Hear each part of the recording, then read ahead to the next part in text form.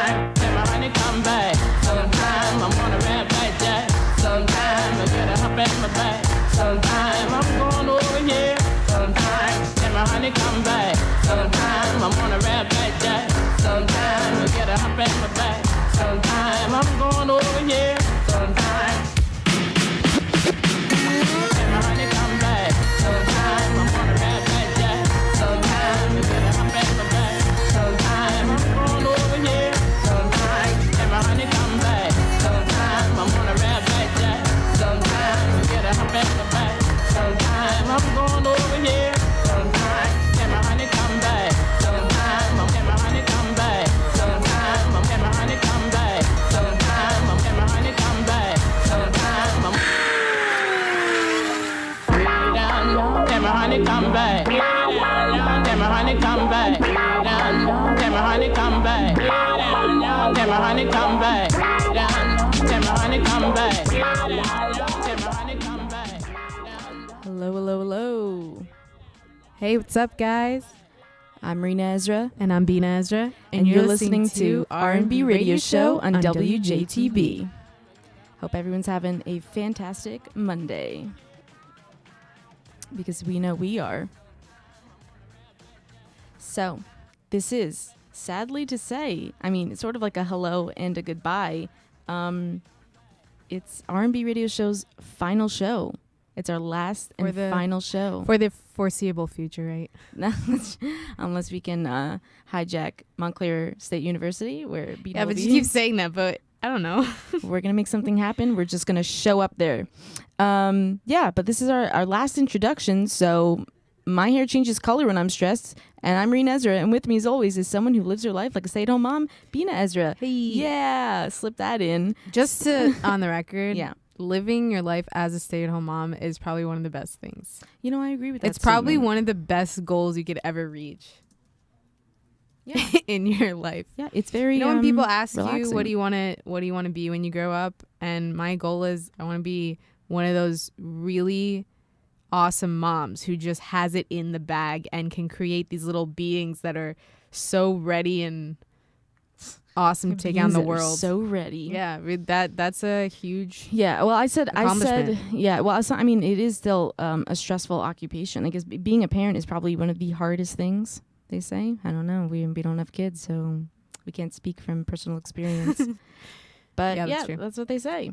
And we've got a lot in store for you guys. I know I say that every show, but of course, being the final show, we have new music. We have flashbacks to reminisce. There are 2 clips I'm going to play that I compiled. Flashback? Yeah, compiled our entire, like not every single one, but majority of the introductions we did. I just mushed them all together, so you get a nice snippet piece of that. And then at the end, a bunch of times I said Toodle Pip. You get a compilation of that as well.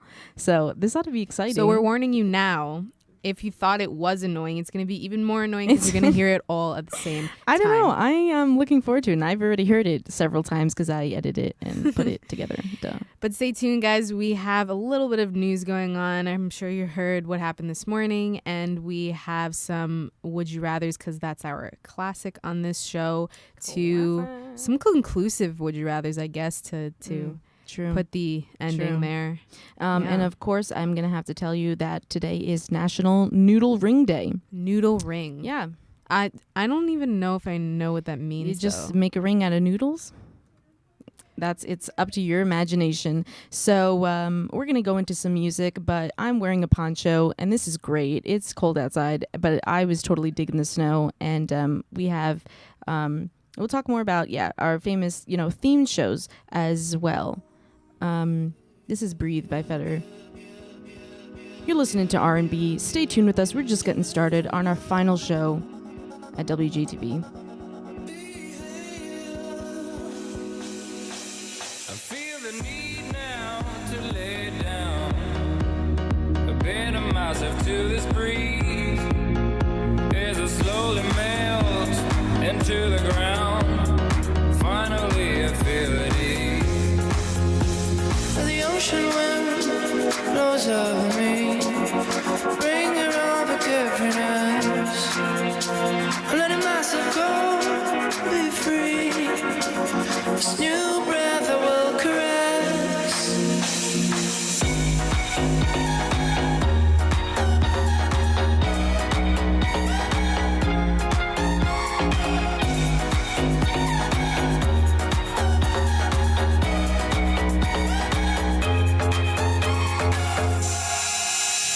lock myself in the city. What for? This life I live has reached an end. And the waves grow strong on the shore. I'm ready to get wet again. And the moon is calm, queen of night. Show me curve my bride to be. As I dance along the rays of light, will I melt in a melody?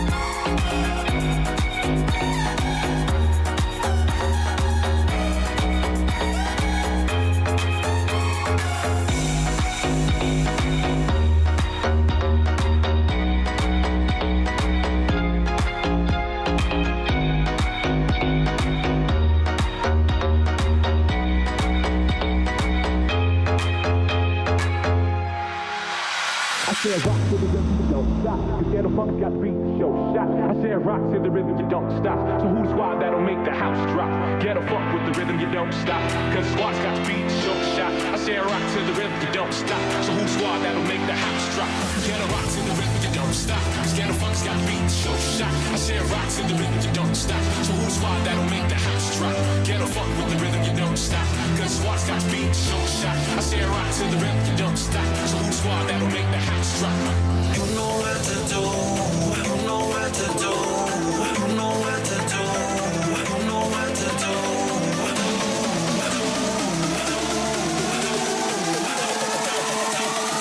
You know what to do.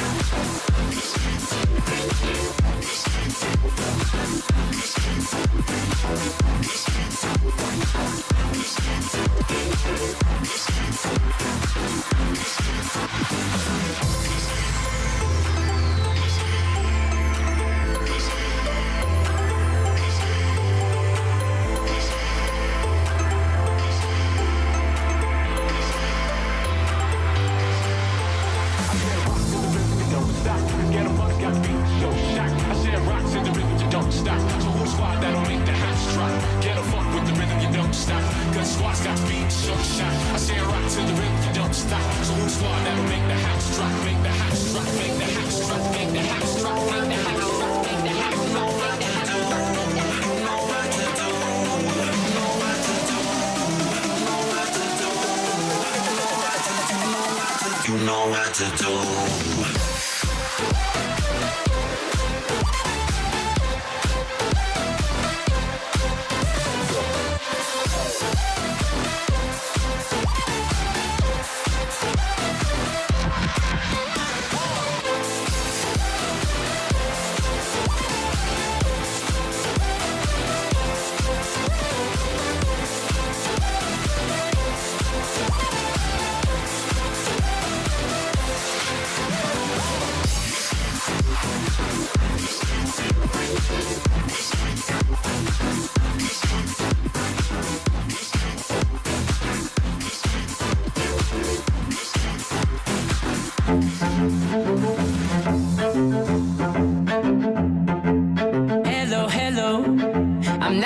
supposed to be.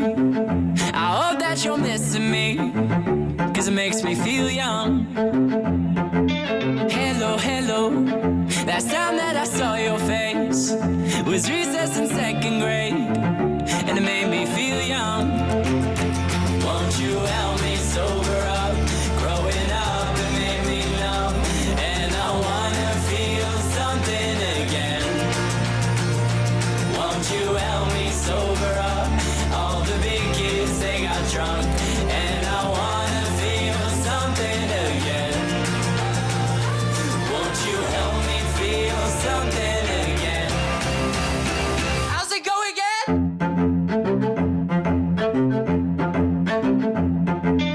Goodbye, goodbye. I said to my bestest buds, we said that we keep in touch, and we did our best. All my new friends, we smile at party time, but soon we forget to smile at anything else. Won't you help me sober up? Growing up, it made me numb, and I wanna feel something again. Won't you help me sober up? All the big kids, they got drunk, and I wanna feel something again. Won't you help me feel something again? How's it go again? How's it go again? My favorite color is you. You're vibrating out my frequency. My favorite color is you.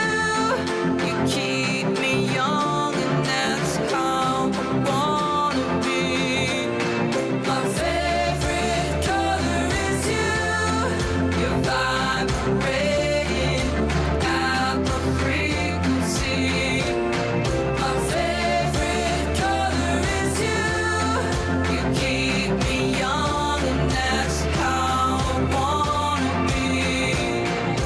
Hello, hello. I'm not where I'm supposed to be. I hope that you're missing me, 'cause it makes me feel young. Hello, hello. Last time that I saw your face was recess in second grade, and it made me feel young. And I wanna feel something again. I just wanna feel something again.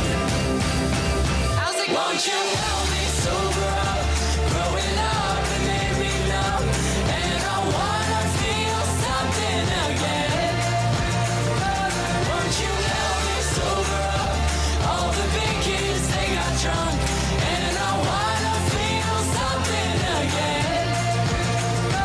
Won't you help me feel something again? Can I finally feel something again? How's it go again? That's AJR Sober Up. And we have Portugal the Man coming up, and then many, many, many more awesome songs by awesome artists. You're listening to R&B Radio Show. I'm Rena Ezra. With me as always, Bina Ezra. Hey. And speaking of introductions, we are going to reminisce. We're going to start reminiscing right now. And I'm going to play one of the compilations I put together of every intro, mostly every intro that we've done. Now, we've gotten over like 40 recorded sessions we've done here at WJTV. A lot of them... these are all the ones that I pulled from our audio saved on the computer, and all the videos that are uploaded on YouTube on our channel. But there are some that are not, whenever we're recorded, or the very beginning when we're just working kinks out and everything. So Or when there I are forgot.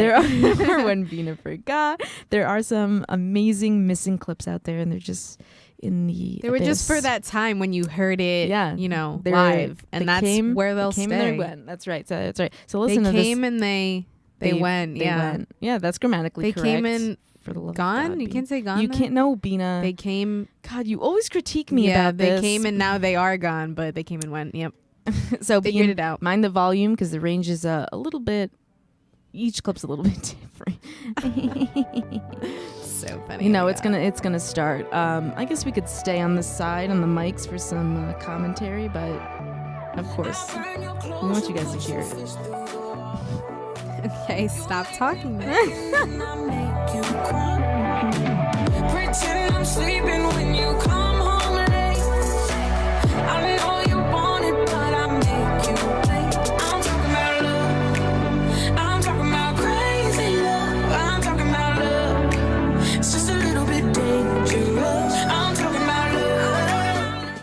Hello, hello, hello. It's R&B Radio Show. Woo, we planned that, yeah. Yeah, do you see how that was perfectly executed? Yeah. R&B radio show with Rena Ezra, Bina Ezra, and Crystal Floor. And today perhaps is the last show with Crystal Floor. Who knows? I don't know. You decided to go to South Korea. Crystal, we missed your peanut gallery comment. Welcome. You're listening to the R&B radio show. How's it going, folks? We are back for the spring semester. Yeah, that's So good to be right. So back. good. Crystal, you're here. I'm alive. So to fill you guys in case you completely forgot, on my left is Bina Ezra, on my right is Crystal Floor, and through Hey. deductive reasoning, Rena Ezra is in the middle, and that's me. Ooh, The sly. only math Oh, hello. It's R&B Radio Show with Rena Ezra, Bina Ezra, and Crystal Floor. And boy, oh boy, do we have a lot in store for you today. Howdy do. It's R&B Radio Show. Welcome to Rando Week. You're listening to the R&B Radio Show. Hola, ladies Hey and guys, gentlemen. welcome back. Welcome. I'm Rena Ezra, Bina Ezra, and Crystal Floor. They are with me, as always. It'd be kind of strange if they weren't. Wow, you It's the introduced us R&B so radio many show. times. At wjtv.njt.edu. Welcome back this week. Hopefully that's where all you guys are at to listen to our show, because I don't think there is any other place you could possibly listen to our show. It's Monday. It's a Monday. Yeah. It's a Monday. It's R&B Radio Show. Hello. I wish you didn't start off with that. Rena Ezra, Bina Ezra, Christopher. Why? It's Monday. Happy Monday. It's the R&B Radio Show. And then I try and change it, Hello, and you everyone. don't It's want a to do it. Transylvania. Well, you R&B Radio failed. Like, Show. you sounded really awful. These are all recordings. R&B Radio Show. I'm usually Rena Ezra, and next to me is the unusual Bieg Nach. Bieg, tell us what's up. Hi, and welcome back to R&B Oh, Radio Bina, that's Show. you. Welcome today and this beautiful Monday. We got great weather, and we've got a newbie with us here on the show. So as always, I'm Bina Ezra. This is with me, Rena Ezra. Yep. Crystal. Hey. And we have, for the first time ever, Dr. so Casey silent. Diekman. What's up? Oh, Casey Diekman. He's like, hello. What up? It's R&B Radio Show. I'm Rena Ezra with Bina Ezra and I Crystal Floor. sound sleepy. Hey. No, We're you just- doing you guys just come awesome in. things today. Chillaxing, having fun, I chit-chatting. don't think we're chillaxing. Not chillaxing. Back- R&B Radio Show. Hello. I'm Rena Ezra. With me is Bina Ezra and Crystal Floor. What's up, guys? Crystal Floor and Bina Ezra. I feel like we have the same introductions every week. We do. I tried to change it up, and then I called you guys my Yeah, insignificant past Vina, you're right. with an S, and Change it up, really. and you didn't appreciate it. Miss So Toodle back to Kid. regular. Yeah, that's right. Past Rena. April showers. We're almost done. Bring Stay me flowers. Finally, look at that beautiful, gorgeous weather outside. Hello. It's R&B Radio Show. I'm Rena Ezra. With me as always, Crystal Floor and Bina Ezra. Ooh, switch up to the R&B Radio Show. Welcome back, guys. You don't like how I say that though. I always say R&B Radio Show. I should be like, This is where you R&B mock Radio me. Show. I think it's just a little It's weird, R&B radio and show. I think you should switch it up sometimes. Yes. I tried to do Mario last time. You didn't like it. R&B, that's what you say. I don't nasal. Do I actually sound that nasally? Yeah, you Welcome do. to To the R&B radio show, I don't guys. like it. Why? That You was just so- don't Because like it came out of your mouth. Hello. R&B Radio There's Show. 4 of us talking. Welcome to the last show of the semester. I'm Rena Ezra. That's whatever that is. That over here, that's me. Welcome. You are listening to R&B Radio Show. It's totally rad, and you guys are totally dope for tuning in. I'm Rena Ezra for as long as I can remember, and my pals Bina Ezra and Crystal Floor intend to be themselves for the rest of the show. Hello. It's R&B Radio Show. I'm Rena Ezra. With me is Bina Ezra and Michaela. Hi. Welcome, Michaela. We got We have some every- newbie. I'm Guest Rena Ezra. intro. With me is Bina Ezra. Yo. And we've got a lot of hot, juicy stuff for you. Hello. R&B Juicy Radio stuff. Show. Hi guys, welcome Hi. back. I'm Rena Ezra. To the left of me is someone I have to deal with every day. Oh my Bina God, Ezra Rena, how with many me is times? awesome. I Super do duper. diss you in a Crystal lot Floor. of the intros. Monday. Another Monday song. Welcome to RNB Radio Show. Good to have you guys back. It's Awkward well, hello there. silence. It's a Monday. Hopefully your day has been going well. Just letting you know that, I mean, we Spit it out, all know Rena. I am one who some say is most important on the show, Rena Ezra, and my insignificance, being Ezra and Crystal. Kevon's here. Hey. Oh, We have Isaac and Julia with us in the studio. My name's Hey. Isaac. It's a pleasure to be here. And I'm Julia Monaco. Jacob, say hi. Hello, Yeah. I am Francis Rice, but I never tweet, so don't bother. And that's how I ended it. I ended it on Francis. I'm Francis Rice, and I never tweet. Yeah, did you like that video? Wow, that was an entertaining compilation. Really, when I I edit it and I go through it, and how many like clips, I was like, geez, by golly, I do introduce the show consistently, like the same pattern, the same about way. once. I am not aware. That's true. only when Casey Deekman came in. Yeah, no, I should really practice on that whole nasal thing though that you're saying. No, it's not. I just okay. I think maybe it just probably made fun of it. No, now I'm so but self-conscious. There's that modulation that you have in your voice that's just your signature. I You was know, just so everyone used to has saying that. it. Yeah, saying it. that- R&B. It's just Radio. something you flow into. We're sick and tired of hearing it about now, and then you're gonna be sick and tired of our sign off as well. But Because we tootle pip till you die.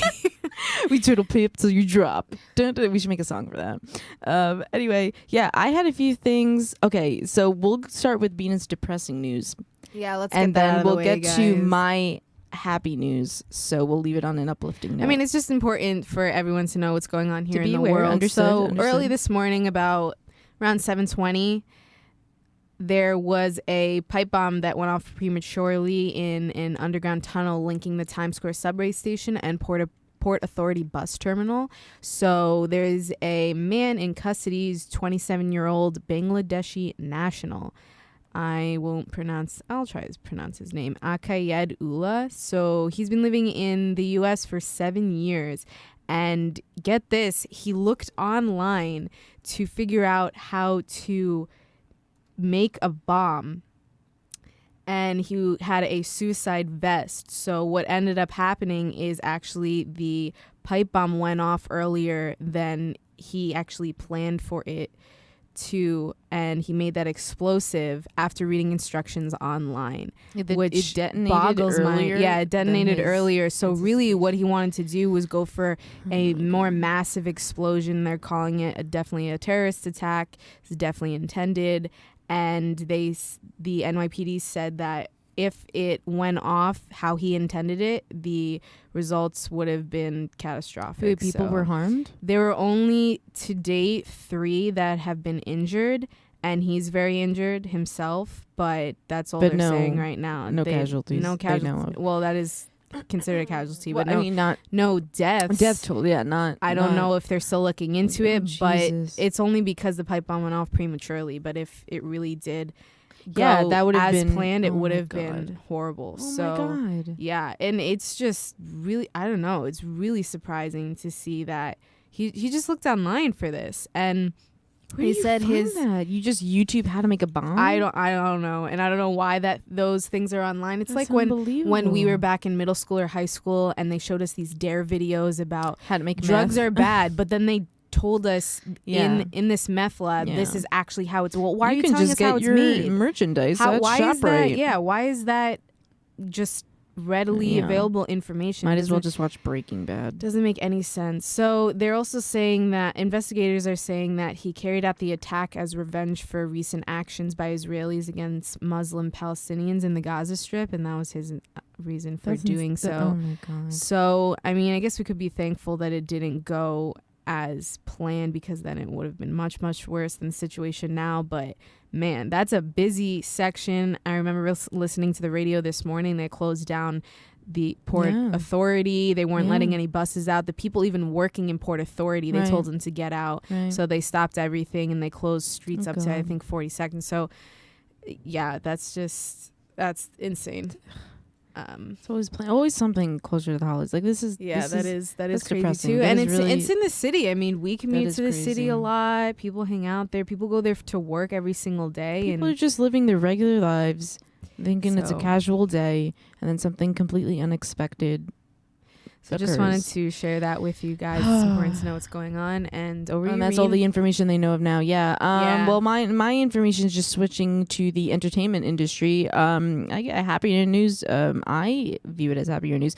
It's about Rebel Wilson. You know Rebel Wilson, the actress who's in Pitch I Perfect. do. And I have she's mixed coming feelings up on the about ranks. that girl. I did as well. But the more I see her on talk shows and it appears her being true herself, yeah. I actually admire her. I really Yeah, do. that's She's where very the mixed feelings comes in, because when I first saw mixed her, feelings. I don't know if it was her. You thought or- she was trying too hard to be funny? I think she was trying too hard to be funny, but Mhm. then that's when I say I don't know if it was her or the media trying to push her in as the chubbier, loud girl. I 'Cause don't know, that's she's every grown on role me. that's every role she played, and that's kind Yeah. of what they did with Melissa McCarthy, right? That's her name. Yeah. But the more I Yeah. saw her, you're right, behind the scenes, and the more I just tried to watch her acting as an actual character in movies, she kind of has this twist that's herself, her own signature, and it kind of became a little bit more entertaining. So she's Mm-hmm. yeah, grown but on me. I mean that's where I think Rebel Wilson and Melissa McCarthy sort of made the roles their own. Whatever the character Right. was, it wasn't just about let's physical, Yeah. let's typecast them based off of their physical status. But it's Melissa McCarthy, was like hilarious, or she was it Tammy when she was doing something with Jason Bateman, or she was like acting in that movie Yeah, where she I had to be a didn't- detective. I or didn't like whatever. her in the beginning either, and then I started to watch more of her movies. But I still find her hilarious, Yeah. and they give them other things to do. So in Pitch Perfect 3, which is coming out, Rebel Wilson did like her own stunts. Now she's doing action things, What? Yeah. She does her own stunts? Get out. So it's stuff. It's not just her What's- going in and singing and dancing or being picked at or made fun of or whatever, being the butt of every joke. But it's just Wait, what stunts it's do you smart do content. in something They like they get Pitch they get in Perfect? quite a pickle with some other some other group, and there was just one little scene. I was watching the Graham Norton show, so her interview on the show, which is gonna go into the topic I was discussing. The experience on the show is they showed like a little clip of her like having like sausage nunchucks and trying to defend herself against this guy. Again, I have no idea. I don't know what the I never saw the trailer for Pitch Perfect 3, so I don't know what it's about. I didn't even watch Pitch Perfect 2. I don't know how they're how they're doing. They got back together because now they're all out of college and they have their regular jobs, their I average see. Joes, but now they wanted to get the band back together. So it's kind of like a High regroup. School Musical but a cappella group. Yeah, that's exactly what it is. Yeah. How did you not know that from Pitch Perfect 1, Vina? I mean, come on. No, but I Duh. mean they're all But they get finished in into- college or yeah, high but school, they whatever get it is, and they go into- back. That's exactly what High School Musical They get did. into a stickier situation, and it's I don't know. It's just how far they can take it, and the scenes that they do, I think, are clever. But anyway, the article that I wanted to talk about was when Rebel Wilson, this is recent, won a defamation trial against Bar Media. So this is. I believe it was a magazine she took to court. And also a funny thing that I didn't know about, and it's not funny, but a cool thing that I didn't know about is that she actually has a degree in law. No way. Yeah, Rebel Wilson. She's These are doing really- stuff with she actually had experience, intelligence stuff to back up for her to bring, evidence and everything to the court to file a lawsuit against them, basically sue him, against this magazine corporation. And she won, I think, around $5 million. And 'Cause she's she going to needs use more that of and that, donate. No, she's Oh, going to that's donate good. that. Really being an automatic. I mean, a self-absorbed. lot of people. No, in yeah, the great for her if media. she could keep a penny or two. No, but she's gonna donate it to No, my other point projects. is she shouldn't keep a penny. She doesn't need the $5 She worked million. hard for it. Oh my. To give her she's gonna donate the money to other organizations that she works with through Australia and everything. But anyway, I mean, I feel really bad because she's 37. Everyone's like, oh, how hard could her life be, whatever. Oh, really? But when a magazine comes out and defames you, and they basically said, oh, this isn't her real name, and they were getting a source. Apparently, the source that spoke to the magazine was an old. I call it a high school friend of Rebel who was envious, basically, or wanted revenge or something. And then they had proof of these emails going back and forth, and she was giving her misinformation. So they thought Rebel Wilson wasn't her real name. They thought her childhood, she didn't actually grow up here, blah, blah, blah, spewing a bunch of lies about her. And then she goes to court with them and giving them all this information that actually this is true, this is the blah, blah, and defending herself.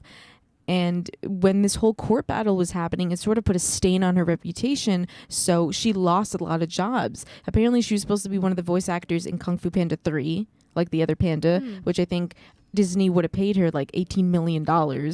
And there was another job opportunity, and they didn't want her. The producers were basically telling her, we don't want you because you're staying now. We don't want, you know. I see. So now for her to win this, it sort of cleans the slate, and she's able to work again.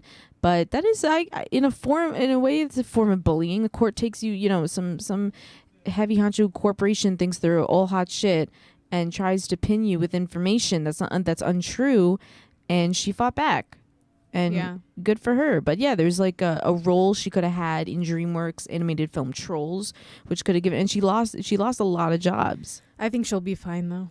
Yeah, no, she'll be all right. But isn't that interesting right. that a lot of actresses, a lot of people in the entertainment industry, if you study their backgrounds, well, not a lot, but quite a few come from something completely different or just something unexpected. Like, I would never have guessed that she had a law degree before she started acting, and a lot of other actresses or movie makers, they come from Harvard or NYU, and some have biology degrees and some have degrees in business, and now they're doing music or movies, and it's just interesting. She got her law degree from the prestigious University of New South Wales. But it's pretty cool though that for her to actually have information in this field and able to back herself up, and of course other people, you know, she actually had a lawyer, but other people on her team were able to support her. Right. But I thought that was pretty neat. Yeah, you go, cool. Rebel Wilson. Another story sticking with entertainment.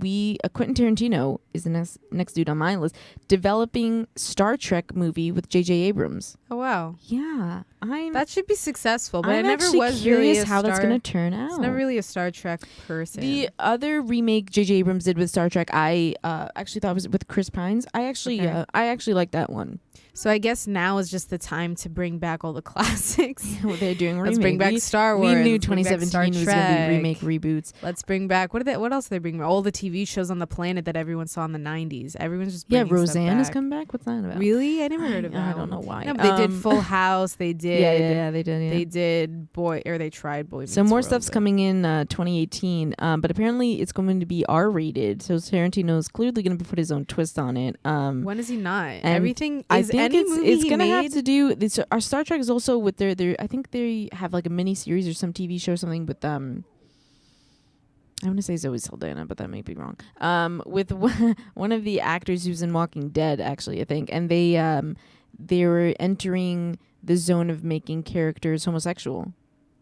In Star Trek? Yeah. But didn't they? They were different, which I think they actually played around with in the very original series. Well, I was just about to say, but didn't they it's more upfront. Kinda... It's more upfront in the center, though. I don't think it should be. That should be the revolving thing around it. I think it should be taken as the norm because it's not that big of a deal that, you know, this male alien likes this male alien. Whatever it is.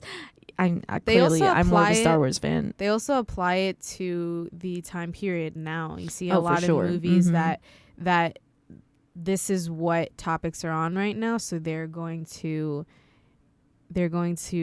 implement those ideas and those happenings in movies because that's what's going on in our world. But yeah, the actors from Walking Dead need, you know, other places to go since they get killed every other week. Yeah, Carl's endangered. You see that on Yahoo? No, I don't see anything because I stopped we watching don't watch that the show. show. I know. But I just want to see who's next to die. He actually, I think. Well, don't spoil it though.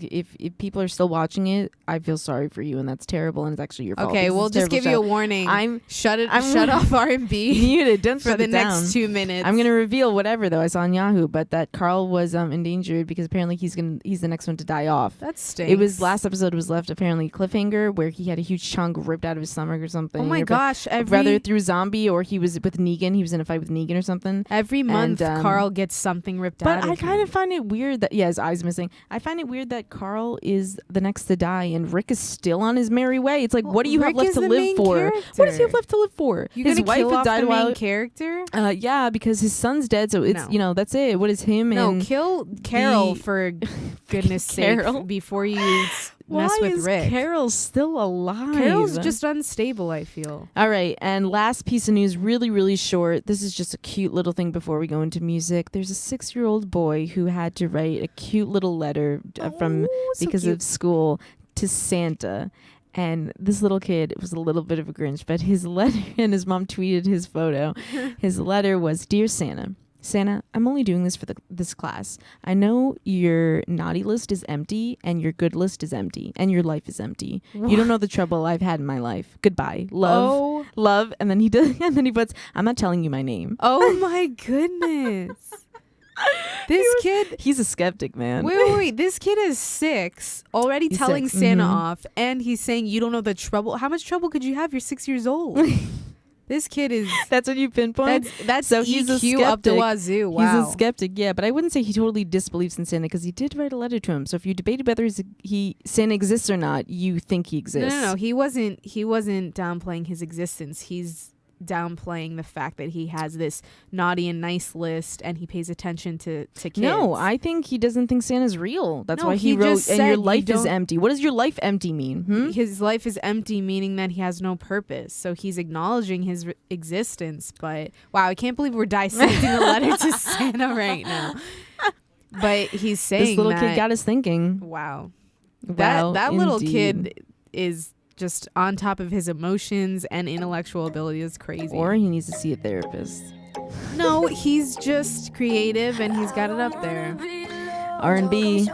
Stay tuned. Baby, you're all that I need. I don't wanna be alone, so we can't just let this go. You know I'll be all you need. Staying up real late, I miss you next to me. I know you're not alone, probably with some girl you don't know. I'm the only one who truly knows you best, baby. Don't forget the things we did to put our minds at ease. I'm the only one who truly knows you best, baby. Don't forget the things we did to put our minds at ease. I'm the only one.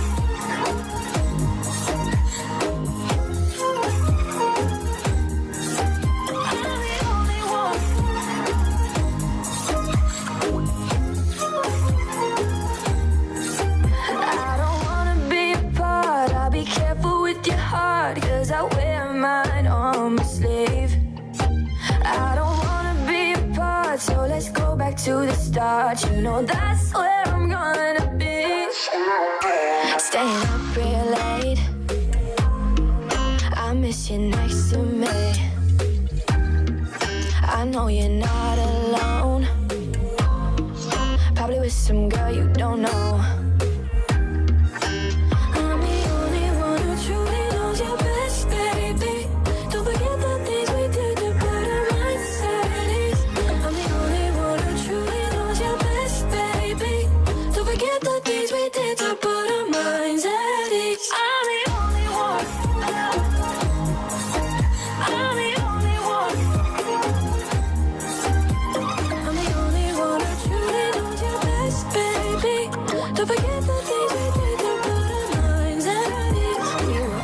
Together, I know I made you feel better. We loved, yeah, we loved without caution. We were always together, I know I made you feel better. We loved, yeah, we loved without caution. I'm the only one who truly knows you best, baby. Don't forget the things we did to put our minds at ease. I'm the only one who truly knows you best, baby. Don't forget the things we did.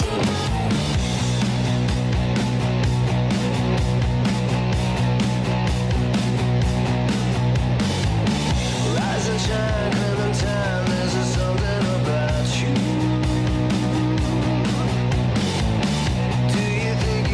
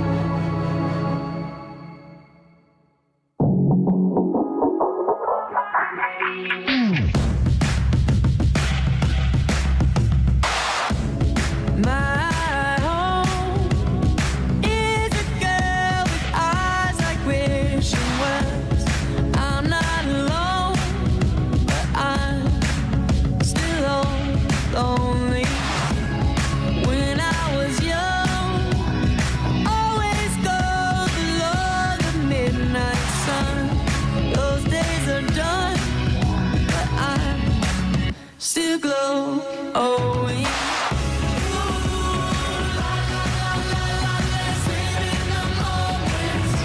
Come back Sunday morning, got a soul to sell. When you're gone, goodbye, so long, farewell. My home is a girl who can't wait for time to tell. God only knows we don't need his story or your family. Swinging from the branches of the tree. God only knows we don't need ghost stories.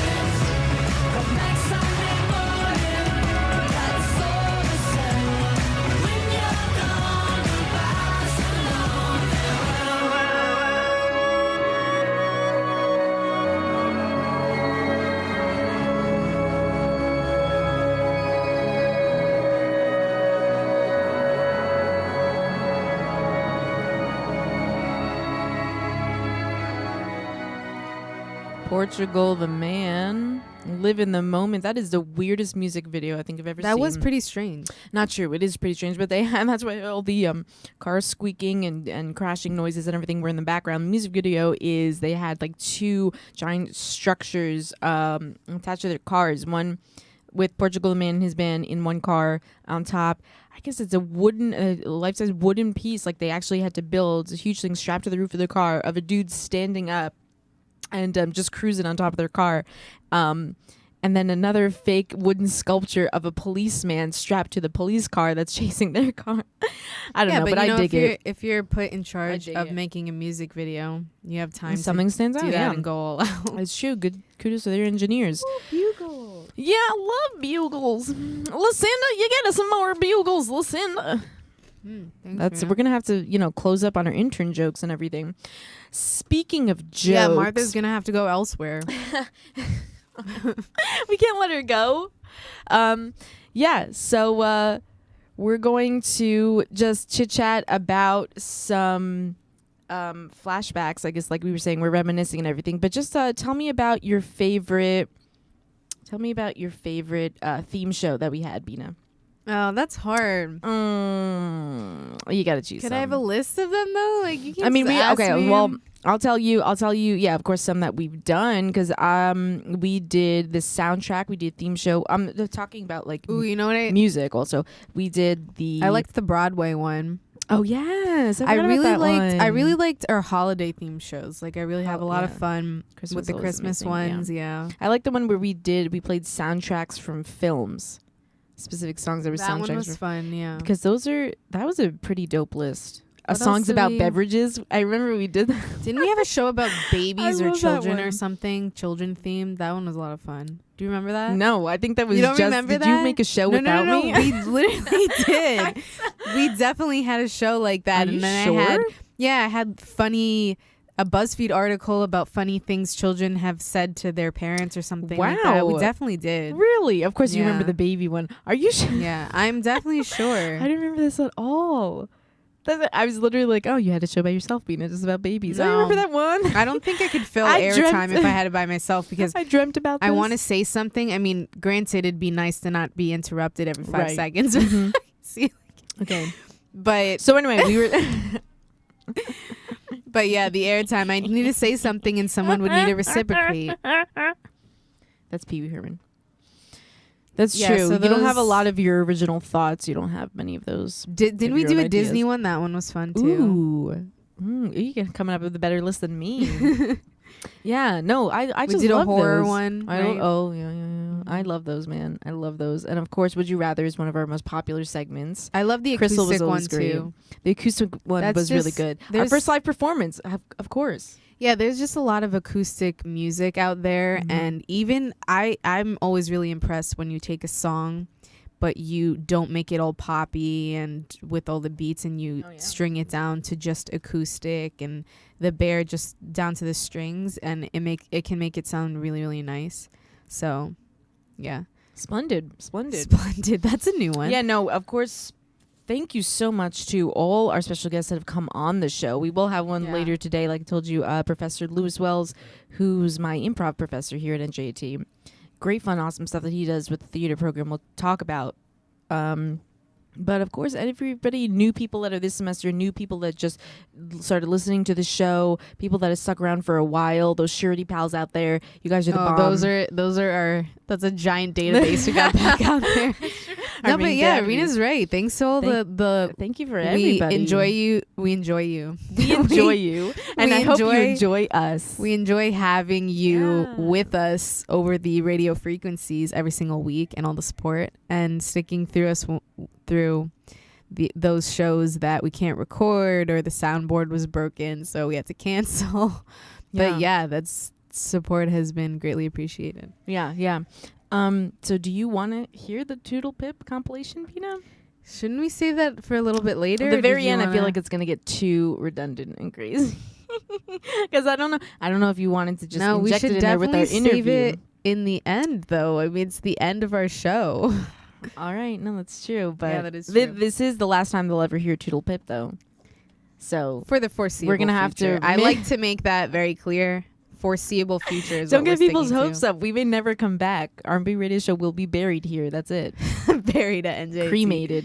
Where it belongs. I love how we came in today and there's this new beautiful soundboard the last day of our Everything show. gets better when Yeah, we it's leave. really What is up with the? But that's okay. Let's be happy because this soundboard is quite neat. Soundboard, quite neat. Yeah. So our interview's coming along around 5:30. Let's get back into some music. What do you say, Peter? Did you have something in store I in say the bean corner? I'd say that's cool. Let's Okay. get back into some Let's music. get back to some music. Here you go. This is Scorpions, Born to Touch Your Feelings. Wow, that's an interesting way of saying that. I thought you just made that up. I swear. No, it says Born to Touch Your Feelings. All right then, get in touch with your feelings, people. We're R&B, and we will be back.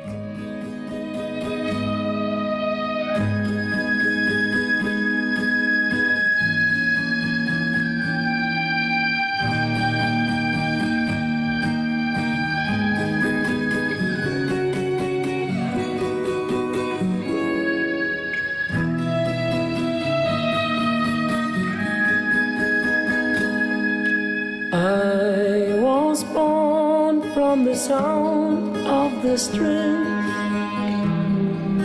Someone to give everything, to be a song just for your feeling.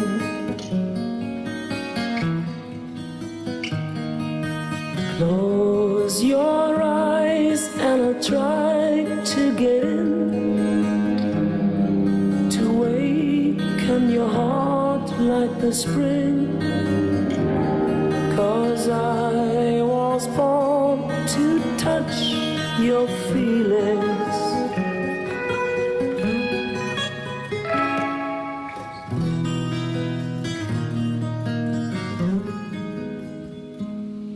Steer the chime, take the song and be glad. Be free as the birds, don't be sad.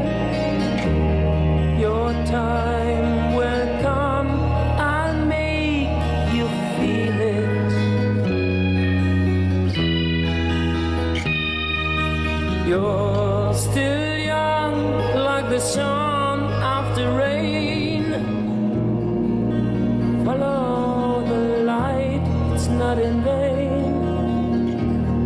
And you will see I'll touch your feelings.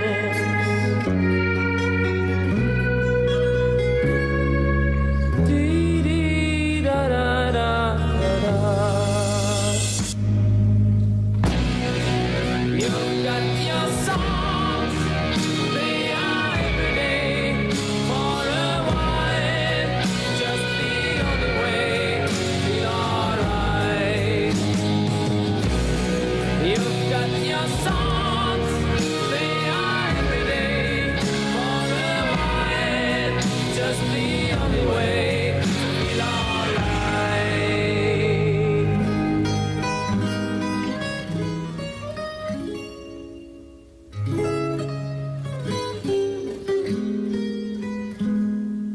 You were born just to lose or to win, to be someone's child in the wind, to live between your mind and feelings. Find your way, check it out, learn each day. Follow the light, it's not in vain. And you will see I'll touch your feelings. Dee dee da da da da da. You've got your songs, they are every day. For a while, just the only way to feel alright. You've got your songs, they are every day. For a while, just the only way to feel alright. You've got your songs, they are every day. For a while, just the only way to feel alright. You've got your songs, they are every day. For a while, just the only way to feel alright.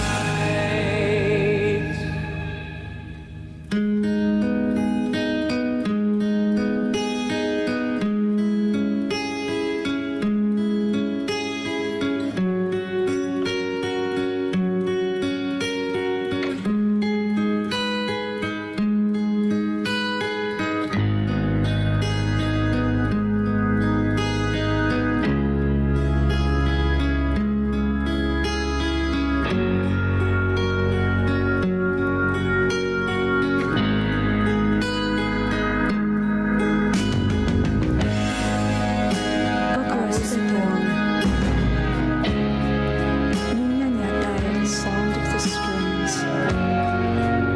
君の心のフォースソング。歌になるために to give everything。音のせいから to be silly。生まれた just for you。目を閉じてごらん。 Welcome back. It's our R&B radio show. I'm Marina Ezra with Bina Ezra and our special and final guest on our show for until, because we graduate, so our show's done. Lewis Wells. Hello. Professor Lewis Wells. How you going? How's it going? Good. You're good? I'm very good. Yeah. Okay, Very awesome. happy to be Sweet. here on Thanks. the Yeah. radio, Well, looking out the no, window. thank you for being here. Have you been on radio before? It's been years. Honestly, probably when I was no. I did an NPR thing to promote a play that I directed. Sweet. And it was cool. Yeah, it was fine. So not technically you've been on radio? I was on that radio and okay. then in undergrad, but I don't do a lot of radio. And I've always Never had a station. Your never college had a days. station. No, and I've loved music, so I always The Wells Waves or something. Yeah. Oh, that would have been, yeah, that'd be so cool. Keep in Could've mind done if it. you ever do. So what kind of music do you listen to? Are you into? I guess you would probably say the alternative world, but I've been very aware that you guys even asked me to send you some music, and I realized everything I sent were It was a variety. existential middle-aged white dudes. Wow. And I just felt like, well, Yes. that's And I wrestled with it because I was like, well, you know, a lot of what they say speaks to me, and yet I need to have a diverse life, right? And I've cultivated that in moments. You know, I spent a year where I wouldn't read a single book by somebody that looked like me. I like purposely went out of my way to like make sure that, yeah, I think you have to cultivate diversity. That's interesting. Wait, what is that? Somebody that looks like you? Not a white. Oh, man. okay. I didn't know. Which if it meant, luckily there's a lot of other people out there.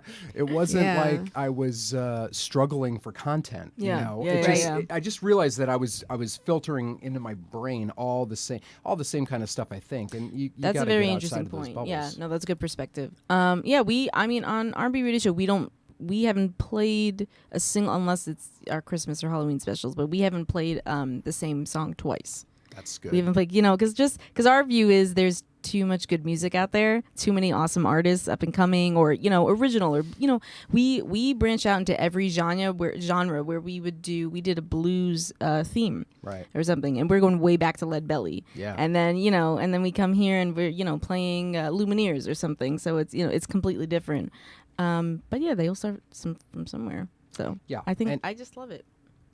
I love that variety. I try, yeah. But then, That's great. then you tell me to think of a song, and all.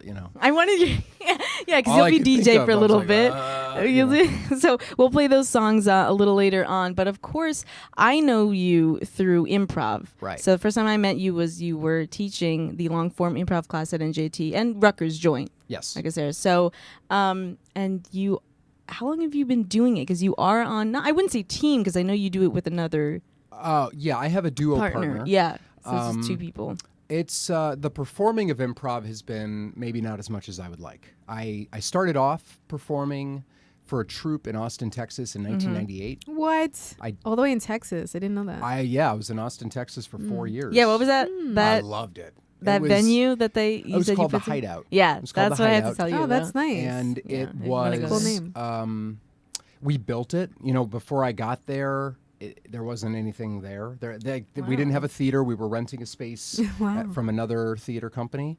And over the course of the 4 years that I was there, this guy, very rich guy who loved improv, just spent a ton of money, bought a space, renovated it. It's still there. It's still a theater. So it's And- cool to run into one of those. Yeah, yeah. That's great. So I auditioned with this troupe, and we were together. I was there for 4 years. A lot of those members of that troupe have gone on to do really incredible stuff. One woman, Edie Patterson, just had a show in L.A. where she performed for an hour playing multiple characters by herself. By herself. That's She's sounds a schizo in completely one show. difficult. Well, you can see her on What? Vice Principals if you want to look her up. What? She's on Vice Principals. She's one of the funniest I see people that I had commercial ever all the met time. back then. I can only Wow. imagine she Wow. got better. So I did that for 4 years with a lot of epic. great people, Shayna Merlin and great people. And then I left to go get a graduate degree at Rutgers, which is what brought me to New Jersey. And I went to Rutgers, Mason Gross in New Brunswick, to get an MFA in directing. And I thought I was kind of going to be done with improv. I thought I would focus on directing and things like that. And I did my 3 years, and I didn't really do any improv. And then once I was done, it's amazing. You finish you finish college, and nobody just hands you a job. It's I got to warn you guys. Isn't that crazy? That's how it works. Yeah. So anyway, I know it's crazy. I guess it depends on your major. But I had a Master of Fine Arts in directing, and I got work. I was doing fine. But one of the things I noticed, especially when I was like finding little gigs teaching, was that the thing that people, when they would look at my resume, the improv just always popped out because it just wasn't as common as it is right now. So they would say, well, we've got a lot of people that can teach acting. Why don't you teach improv? And I said, all right, yeah, all right. And that makes you unique. It did make me unique, yeah. And then even while I was doing the grad program, improv became, actually one time it was the opposite of helpful, because the kind of acting training that we did with the act, so the directors at my program trained with the actors, and a lot of the acting training is improvisation based, in that you're in a situation and you're rehearsing emotional responses to truthful situations. Right. And but I kept wanting to turn them into like funny scenes. Yeah, you can make it and- comedic. Yeah, I mean, I wasn't even aware of it until my acting and I mean, I kept getting laughs, and I just was completely addicted to, laughter. It's like a drug, yeah. It is. It really Yeah, is. And yeah. and then my acting teacher just asked me if I was like, do you want to be a performing monkey or do you want to be an artist? And I was like, well, that's hardcore, but I take your point. You know, I got it. I understood what consider she it. How what did she you meant. feel? Did you Wow. feel exactly that way after? Because I feel like if I heard that, I would have been like, "Oh my god!" Well, Let me, yeah, like, rethink my life. because I was bringing a performance energy to something that's supposed to be an exercise. Oh, okay. So once I understood it, and I'm guilty of it. I'm guilty of it when I teach. I mean, I will bend the class towards humor. Yeah. Okay. When, Yes, you. when it seems appropriate, you know, Mm-hmm. because humor solves a lot of injuries. Yeah, You know. yeah. And It was a fun class, though. It was a fun class for sure. One that I will remember. Oh, thank you. Because you're just like, wow, I can, and you can apply it into your own, like my, biological field or whoever is majoring in something different. But you and your partner, they sort of have like a TJ and David style. Yeah. So TJ and Dave, they do these long form, hour-long shows, and I would encourage any of you. They come to New York every They're magic. once, usually twice a year, and you got to go. They're amazing. So yeah, I haven't quite achieved that because they can go for almost an hour, and my partner and I have gotten up to like maybe 30 minutes. We saw you guys performed the Newark Improv Festival. Yeah, that's right. Last semester. Yeah. And yeah, I was hooked though. I was just like, wow, this is so like I love how different the style was. Yeah, because It was great. we try to approach it from an honest moment to moment situational humor, so that it was very it real. isn't like, so sometimes improv, the stereotype of it is it's like unwieldy, it's a bunch of bad impressions, and it can be funny, but it can be like really frenetic, and It can that's turn not- into a circus. yeah, it can turn into a circus, and that's not something that's ever really appealed to me. What appeals to me are telling like good stories. Like that's what you remember when you see good improv. You remember the story, you remember the characters and the situation. Yeah, for sure. Right. So when my partner and I purposely found somebody that had a little bit of improv training, but mainly was an actor. And I also wanted a woman because I wanted that perspective. TJ and Dave, maybe one fault of theirs is that because they're both guys, whenever a woman character shows up, it's filtered through this like dude's notion of what it's like to be a woman. I mean, I think it's hilarious when they do it, but it's definitely funny, but there's definitely a piece. I wouldn't say. A piece missing. Yeah. There is. Yeah, for sure. A scene would play out differently if you actually had a female on stage. Right, because there have been moments when, with Rachel, my partner, I'll say something and I'll think she's going to respond a certain way, and she just responds She's on a different completely wavelength, different way yeah, because yeah. guess what? She's a human being, and my narrow idea of how a woman might have responded to something is probably not going to be as accurate. So it's something that I felt very strongly about, and whatever we've performed. And especially in front of other improvisers, it's interesting.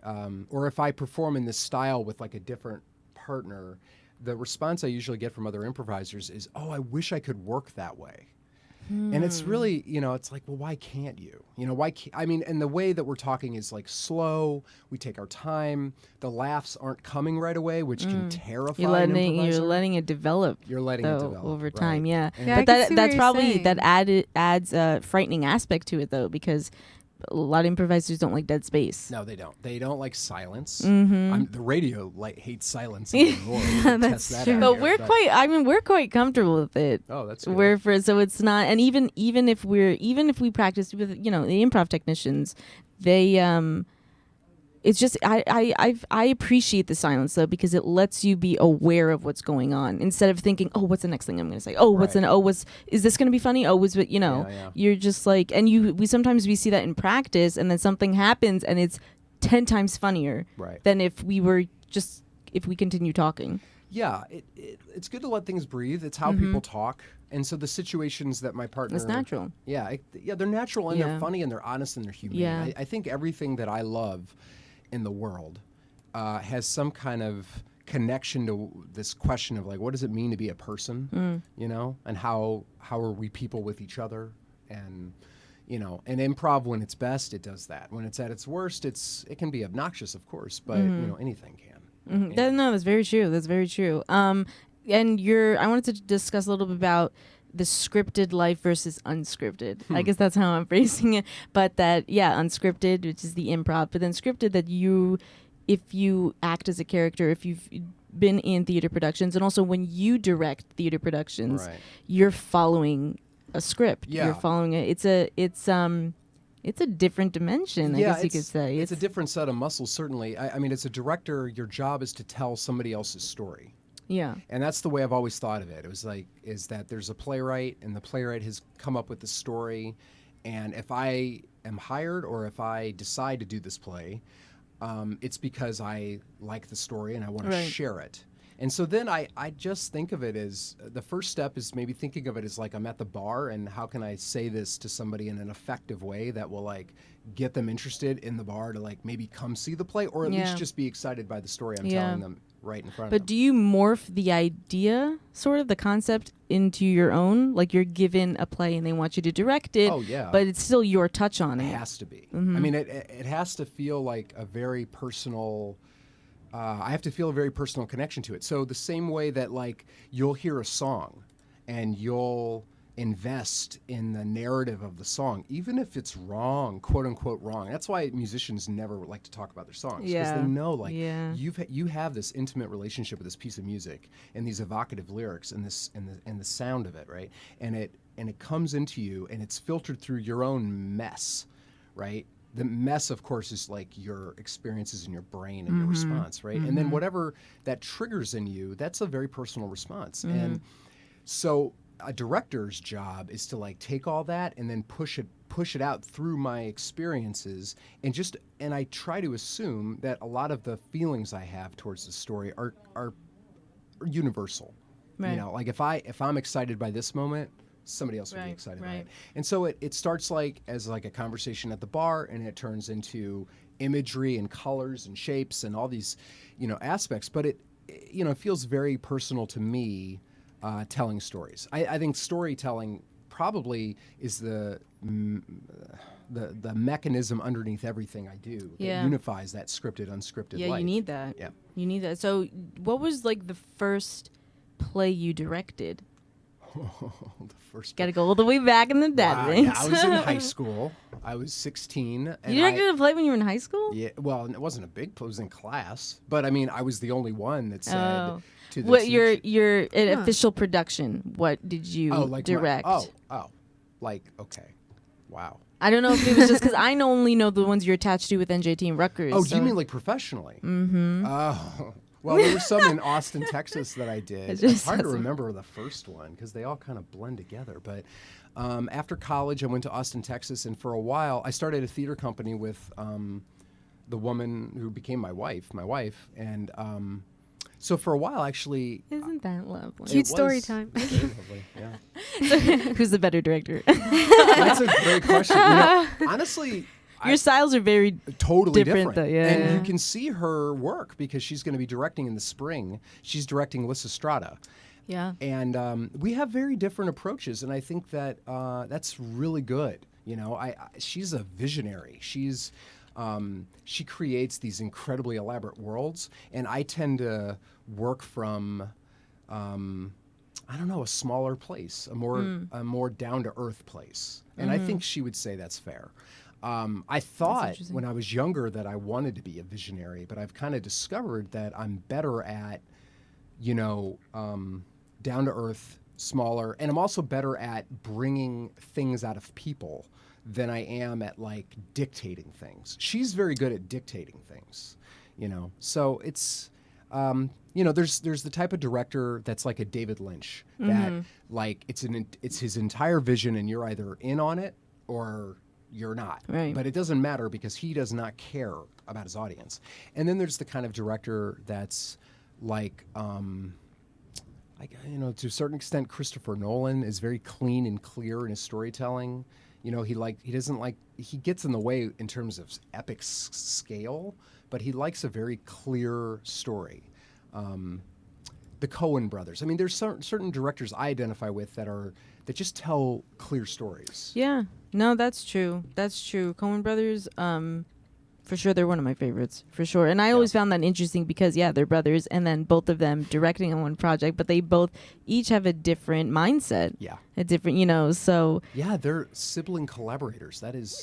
But it's kind of, and people think like, oh, it's a great idea, but that's sometimes that can get insane. Oh, that's very because difficult. I've you have raised your, kids. you, I know. you have your one way of seeing things, and then the other, and you're working on this project that's your baby that you're, know, and they each have a piece in it, so it's kind of, and you have twins. Oh yeah, right? I have twins. I have 2 twin girls. You know that, They're Vina? 7 years old. Yeah, I did know that. Yeah. It's a blessing. I've 7. Oh my god. Yeah, they're finally at an age where I feel like I've survived the rough part. That's and it. That's a good point. There's more roughness to come. There's Oh, survive. sure. No. It's only 7. No, but that's a good. I mean, when they're really, really young, you have 2 of them, and they're girls. I mean, they run all That's over the true. place. But so wait till you they're got through 17. Wait till they're 17. No, I know. I've done that. I've done that part. That part. I mean, it was different. I raised my wife had 2 kids. And I have 2 stepkids, and they're full grown adults. They're older than you guys, and so I've been doing that since I was 22. My story is very strange. I have to. Wow, 22. Everybody's got a strange story. Yeah, 20? yeah. That's I young. walked out of undergrad, and I spent a summer assistant directing a show, and then I followed the director to Austin, Texas, and moved in with her. Well, no, we didn't move in together. We just we started a theater company together, and then we started dating, dating, and then we've built a life from that moment. So from 22 until now, and I'm 42, for 20 years, Wow. we've been together making a family, and we just keep making families. And I don't know why, because we are not, you would not, I don't know, some parent, like my parents, the second I left, I could just feel my mother's heart breaking. You know what I mean? my Like, I would goodness. never God. come Yeah, home. that's a I was an only huge- child, and she was very sad. Oh, wow. You know, and I mean, she's fine, but she was like one of those empty nesters that stressed about it. My wife and I are not like that. We can deal with quiet. We can deal with a house with no kids. It's just the timing of the way everything worked. It ended up being like one group left and the others showed up, and it was not at all intended. And that was that hectic though? Being Yeah. able to you work and have a family together. Oh, You know, yeah, that's yeah. I mean, we were directing plays and taking care of our kids, and it's very hectic. And we both have the same job. Yeah, but think about it. There's now nothing you guys can't handle. Oh no, Because- well, we're testing that now with the house. You know, Yeah, but come on. I mean, what you just explained was probably more. yeah, it was More no, hectic. honestly, we both have master degrees and things like that. Yeah, Raising the that's- kids from 0 that's a lot of work. to maybe 4 was one of the hardest things we've ever done. Wow. Well, you did it. Yeah, we good did. good for you guys though. Good Put for that you. on your. Can you put that on your resume? Just I like, wish I raise could. raised I'm trying kids. to figure it out. You know what? If I was ever some kind of hierarchy, I would want to see that on a resume because that shows a lot of character Yeah. and what you want to see in an employee. When you So, get there, Vina. I don't know why. Yeah, I'm gonna send a message out. Like, I'm hiring people. By the Based way, you can put this how on well your they resume. hired twins. How well they raised twins. It's a very good. Yeah. It's a It's very a- good yeah. I mean, Sorry, it's a I very figured- good point. figured No, it I all the heard on the time. radio the other day that Yeah. somebody said they went to high school with Nicki Minaj or something, and they said that, oh, I wish I could put that as on my resume. And I was sitting in the car by myself and thinking to myself, why? What What would that do for them? What would that do for you? Yeah. But raising kids from 0 to 4. That's Well, commitment right there. Jumping all over the place, masters, directing, moving. That's something that can contribute. I actually just realized that I can put the success of my students on my resume here, at least. Can you? Oh, I hadn't realized I that, didn't but I think. was like, I saw somebody on Facebook was trying to figure out how to get tenure, and somebody posted, under teacher effectiveness, you can put where your students have gone, and I went, oh, because I've What? Okay, I've that had makes a couple sense. of students that have gone on to do some pretty significant stuff. Okay, that makes sense though, because And you I was like, almost oh, yeah. advised them Wow. and taught. So that yeah, You were your that would source also of count. guidance. I don't know if they You would think so? count that, but I'm hoping. Well, I can then- fool. Yeah, but no, one of them in particular. One of One. them is We got very, one. very good, and I don't know that he would claim me, but another one is also very good, and he would definitely claim me. Yeah, No, but then that's reach great. out, and then if you both come to an agreement that that's fine for the both of us, then you throw it on your resume. But Oh, that's man. cool. So there's a section on your resume that can be called teacher effectiveness. Yeah, I haven't added it yet, but I'm definitely planning That's really on interesting. because I need to. It's So say if I babysit someone, Yeah. a We're baby, gonna just go down your no, entire if I resume. babysit a child for several years and they go on to be a child prodigy or something like that, technically I should also put them on my resume. I should put like if my one of my stepdaughters applying for law school, if she gets in, I should just send her Yeah, stepdaughters you to know, law we're gonna school. revolutionize the definition of a resume. Yeah, that won't put any more stress on her. So I should not let her know I'm going to do that. Well, we'll be right back. You're listening to R&B Radio Show. We're interviewing Lewis Wells. A lot more awesome topics and music to come from. This is Balloon, and we will play one of Lewis Wells' song selections. So we'll talk more about technology and theater combined into one. So stay tuned. R&B.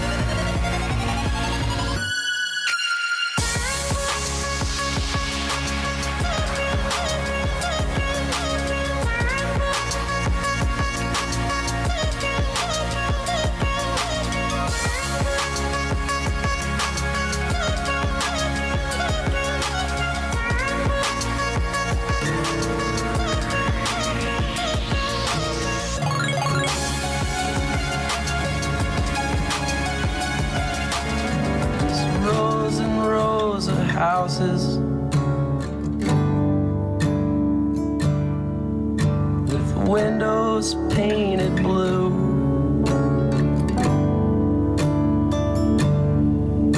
With the light from the TV running parallel to you. But there is no sunken treasure.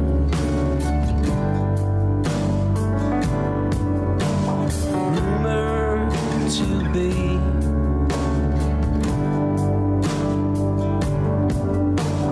Wrapped inside my ribs.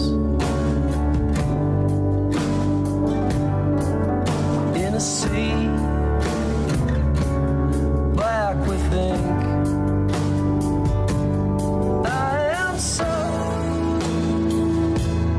out of tune with you.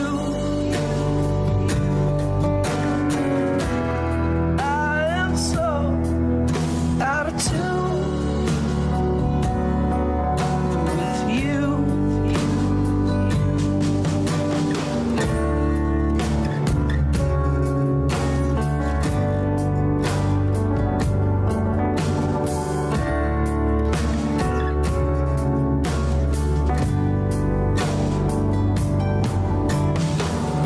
If I had a mountain,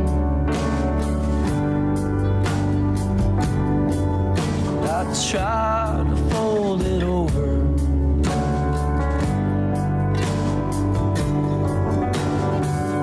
If I had a boat,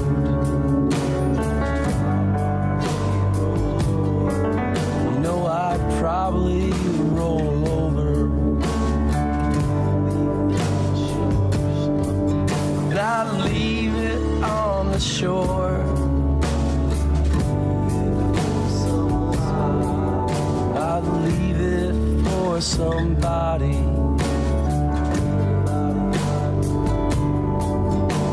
Surely there's somebody who needs it more than me. I am so out of tune with you. I am so out of tune with you.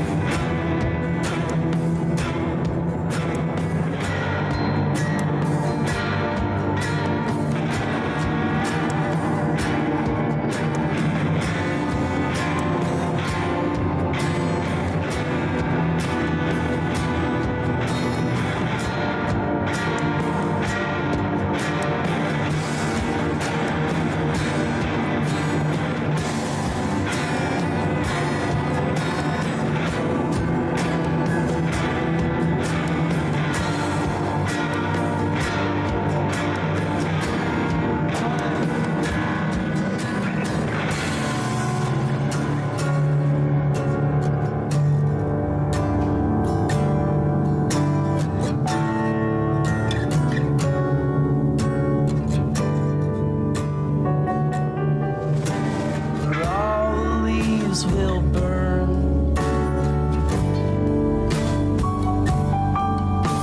and autumn fires and then return. For all the fires we burn,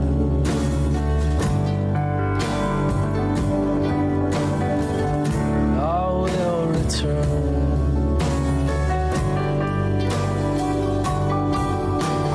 Music is my savior, but I was named by rock and roll. I was named tamed by rock and roll.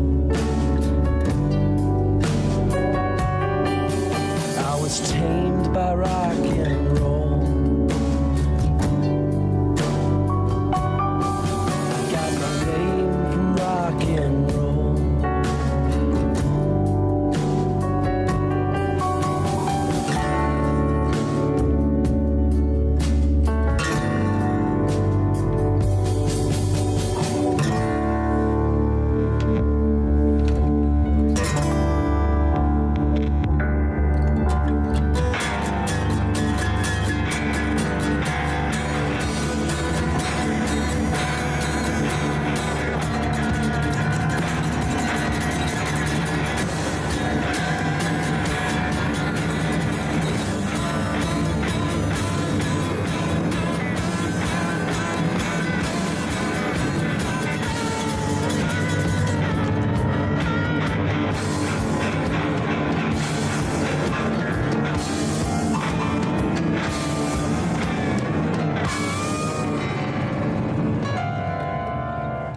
Wilco from Being There. Oh, Sunken Treasure. Yeah, we were just talking about the different elements and pieces that he put into this album, but this song in particular.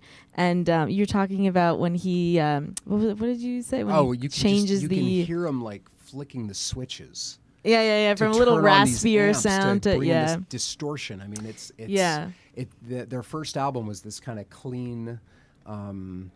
Alt country was a big thing in the mid to late 90s when they were coming up, and they really hated that label. They tried to be just rock and roll, and this was like their proper different. first album. You know, I could go into Uncle Tupelo and all that. Okay. No, but we like yeah, I like when bands or singer songwriters individually evolve but yet keep their same signature. I just don't want to hear the same thing over and over again. You want them to morph the album a little bit differently. But we were talking about Mumford & Sons, who sort of like for me became repetitive, but I still like, I don't know, Lumineers doing things a little bit different. But yeah, we play a lot of alternate indie music on our show because it's what young hipsters like. Yeah, it's so weirdly predictable.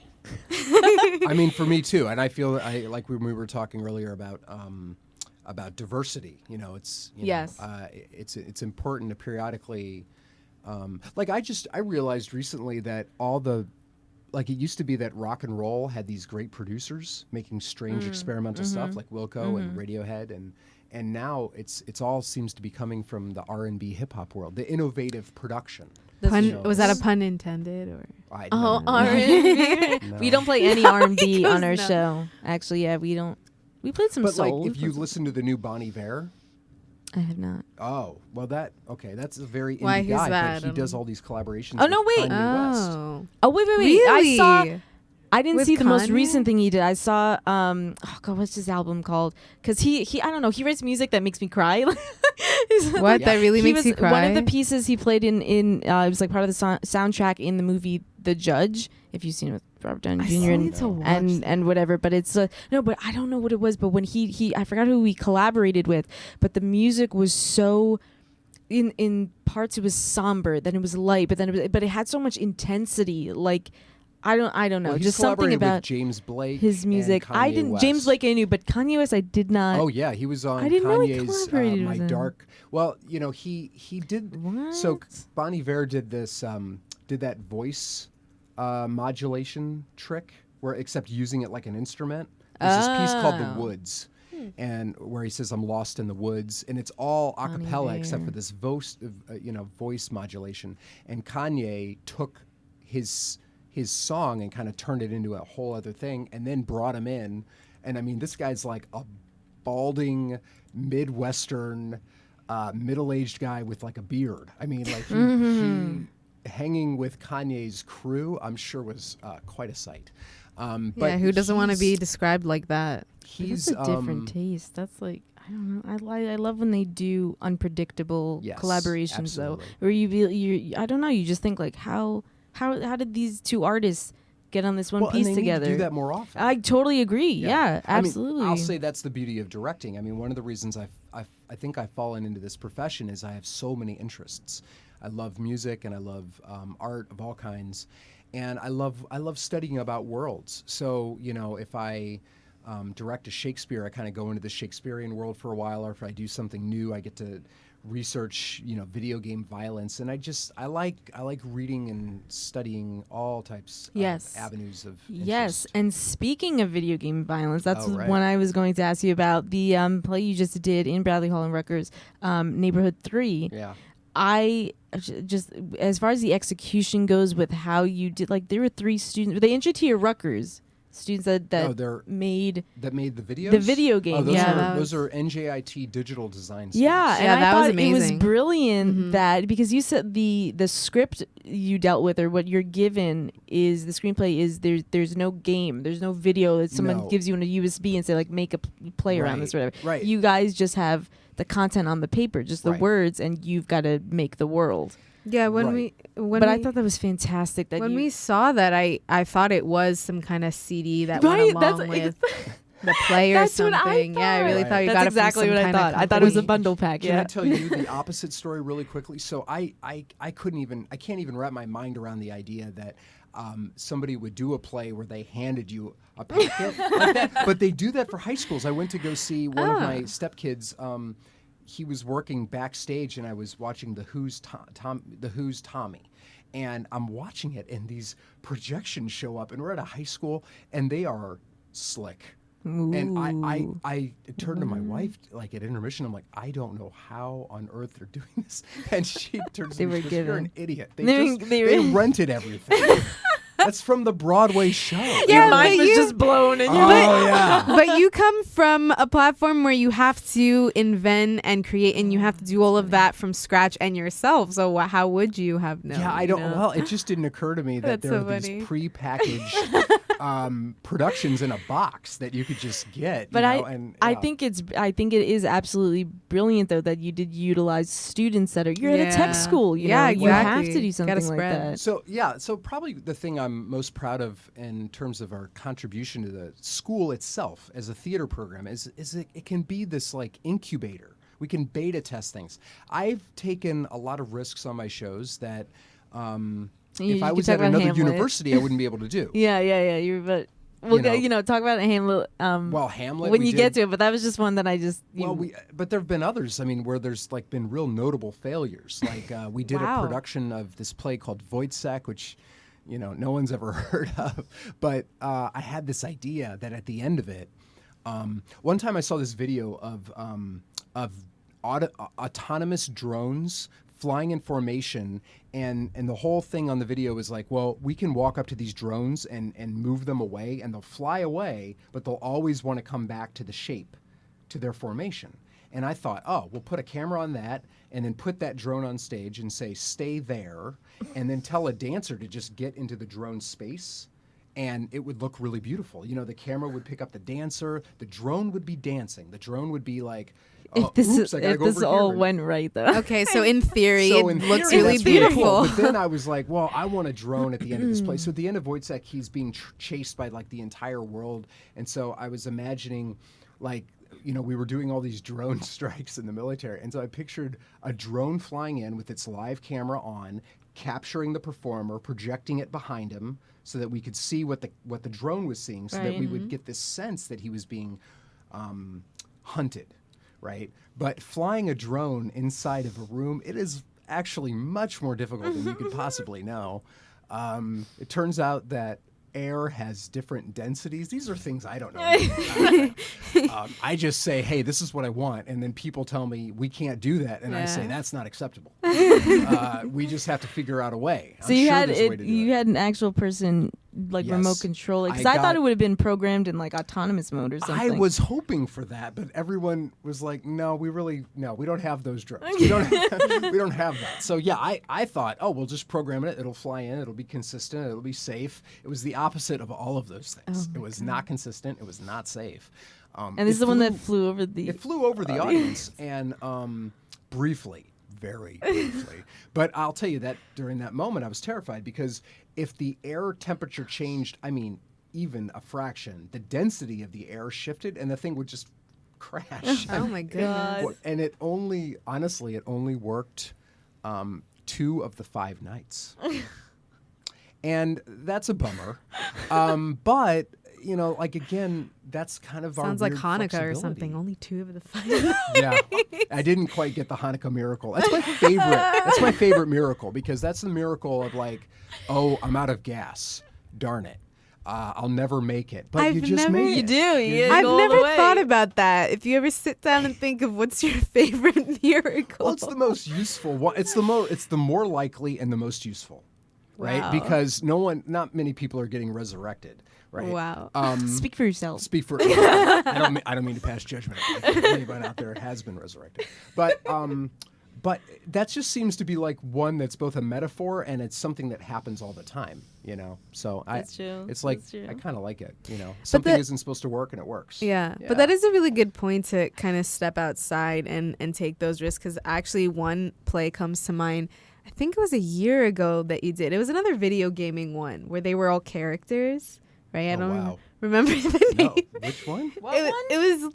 Is this one he directed or someone else directed? Yeah, no, and there was a giant green cube box. Oh, right, with the Dungeons and smoke. Dragons. Yeah, one. that one. Yeah, Okay, yeah. so I'm not a. No, I don't you're even know right, what they yeah. call that. I'm not a video gaming Dun- or yes. Dungeons and Dungeons Dragons. and Dragons Yeah. person, right? And then after when they all came out to do a Q&A, then they were all talking about how they were these gamers and they did Dungeons and Dragons, all those things, and I wasn't. But I laughed so hard at that play, and I don't know why. Like I had no connection to it, No, you know, because- didn't understand it. But it Well, was because- so. Well, that's how the universal works. The universal works guess. through the specific. Okay. So, like, no, you haven't played that specific game, Right. But you have your own obsessions, Right. And I think like geek culture is really just about fandom and obsessions. So, right? So yeah. I've never been True. much of a You can still comic relate book to that. person, but I'm obsessed with Wilco. Right. And so I can relate to that kind of obsession. And so when I do a play, I don't know anything about Dungeons and Dragons. And then Right. my stepdaughter was so irate with me because I didn't ask her anything Oh. about it. And she was like, I do this all the time. And I had no idea. Oh, Main wow. source of information I right had there, no and idea. you didn't I had seek no it. idea. Yeah, but that's the thing. If I never would have thought, but you almost took that risk, and then someone like me who didn't even enter that world, just I found it so entertaining. Well- and that one kid, I don't even know, he was the kid who played Batman in your improv one time. I keep talking about this kid Carmelo? because he's Carmelo, yeah, he's he's, really funny. so funny and talented, and like I Yeah, never you shouldn't told. tell him that. I'm glad he's a Really? record star. No, Carmelo's absolutely one. I of need the- to tell him that. very And funny. like, you know, on Facebook when it's like you might know this person. I don't think he even knows me, but in one day just be like, hey, Stalker. I think you knew my sister once and I watched you a bunch of times. You're really talented. I mean, He make was your hilarious ego in that. bigger. Yeah. But you know, whatever. Well, but compliments. yeah. Everyone likes a good compliment. Yeah, I love comments are great. Yeah, but Vina lets it get to people's head. No, I just Yeah, you like do. to 'Cause tell you're like, people. oh my gosh. No, because I just and like this and people that. to know where they really And you are being very exceeded nice, yeah. expectations and where they really True. excelled. I just want them to know that. True. Because if I did something well, I'd want someone, I'd think it'd be the coolest Somebody to acknowledge gesture it. for someone to be, hey, I acknowledge this. I don't even know who you are, but great. The fact that you came up to, yeah, I just think that's cool. So, Moving on. Yeah, when we were talking about that play which you had to do stuff with technology in theater. Right. I mean, you like that I challenge, love it. or you're I've been- afraid? You're like, no, oh my god, no. No, it's and it's something. It's weird. I didn't put two and two together. It's so strange. I ended up at NJIT in a very weird way, and it didn't even occur to me how it lined up with my natural interests because a lot of the stuff I was doing in Austin, Texas, when I would direct a play, or in the stuff in New York. I one time directed a play, and for some reason the most dominant image in the play, and that's kind of how I start, is I find an image that I feel like tells the story, and then I kind of expand it. And the image was a voice on a tape. And I'm like, well, how do we see that? Because we got to see it. We can hear it, but we got to see it. So I wanted this like audio spectrogram, right, to be projected, but I wanted it to be live. I wanted it to match what we were hearing on stage. Right. And so I made it responsive. And my set designer, this was somebody I really admired a great deal, told me I was crazy and told me that they didn't know how to do it. And I kind of was left to figure it out. And I'm not, I'm at NJIT, but I'm not a coding person. I've been slowly building an army of people that can help me with these ideas I have that I don't have the education to do, but I've always been interested in it. I did another play with like looping pedals and voice. Oh, and yeah, I it think you was told me about live, that. and, you know, I You had to do a just- lot of research, though, on your own to find out what, you know, what's going to 'cause work I end up and what having to doesn't. execute it on my own. I mean, when you direct, you're constantly solving problems, and they're usually problems of your own making, right? Like, I need a drone. Yep. And then everyone acts like, well, you don't really need that drone. You want that drone. And, you know, and from my point of view, it's like, oh, no, I need it to tell the story. That's the story. This is how we're telling the story. We have to, if we're going to buy into this, we buy into it. And the collaborators I love the most look at the problems I present and go, oh, man, let's do it. Yeah, let's they're figure on it out. board. They're on and then board, we exactly. try it. And it can fail. Things fail, you know. I'm trying now to create smaller projects inside of classes so that I can fail on more ambitious things that I would be scared to try. But if I can do them in the class, They're like then your I- guinea pigs, though. They are. You're Right. testing it. It's yeah. beta testing, and It's then once I know exactly. how it works better in the class, I can find ways to apply it down the road. Like I want to start messing around with augmented reality. I would love it if our audiences could sit in the audience and have a device over their eyes, What? see a play, and then have some kind of digital, you know, overlay. And you know, as soon virtual as reality. I say all that, well, augmented reality. It's different. It's Augmented? mixed. It's both real and virtual. It's both How together. would you even make that collide? How would you combine that into one? How would I don't know yet Yeah. because I haven't done it. But it's That's what like you're That's figuring a out. wild place to think too. but other people are doing stuff like this. Yeah, I mean, exactly. Yeah, Directors- get on the wagon. Why not? directors, you know, we kind of just steal, pilfer, and you know, mix things together, and sometimes they work. You know, sometimes they work, sometimes they don't. I would love it if our theater program though could be seen as like a place where people do. You know, try new remixes of technology in theater. Yes, And then yes, if yeah. somebody down the line is able to take something I've done on a small level and expand it into the grand, that would be awesome. That would be awesome. But they have And if that's me, NJT that would be Rutgers, awesome. yeah, has the platform to do so, though. This is like I mean, because, yeah, of course, there are a lot of universities that have theater programs and everything, but there's something special and different, unique Yeah. about this university because, I mean, you're called New Jersey Institute of Technology. Right. For Christ's sake. Like, you Right. have, you know, there's especially with the modern age of technology, like so many more CS majors, a lot of people doing stuff with computer science, but also, you know, they're doing stuff or mathematical algorithms or something, and they have these cool projects they're doing in the class, and just people want to know about it though. I was just in a class. I was a critique evaluator, just somebody there to watch students present their work. And what did I see? Just a couple hours ago. Wait, what class is this? It is I don't know exactly what it's called. Martina Decker teaches it. She's going to kill me for not knowing what it's called. But basically, they were the charge she gave them was to create soft robotics. They were interested in robots that had some kind of soft exterior, right? So one group made an emergency robot that would be dropped in, land in a disaster area, roll around looking for people, find people, and then unroll itself into like a mini shelter. Sounds like Star Wars. It's No awesome, joke. It yeah. sounds exactly like. Yeah, Vita was doing stuff with robotics with just kids in like 6th grade already, and they're starting Yeah. young, which is right. Yeah, it was great. fantastic. There's a place on. I mean, this is my favorite thing to do is to go around. When I was looking for the drone, I went looking for the robotics lab. I went physically walking around, going, "Who teaches robotics? I need a robotics instructor." Yeah. But I was in one lab, and this guy was taking dead frogs and putting electricity through their limbs and turning them into boat engines. It's like Mary Shelley. Yeah. Frankenstein. And I'm like, this is awesome. I don't think I would ever use the dead frog. Oh, on actually, stage, no. I but- think a couple semesters ago, yeah, I think I knew a few students in honors who were actually working on that. Yeah. And That's a real it was project.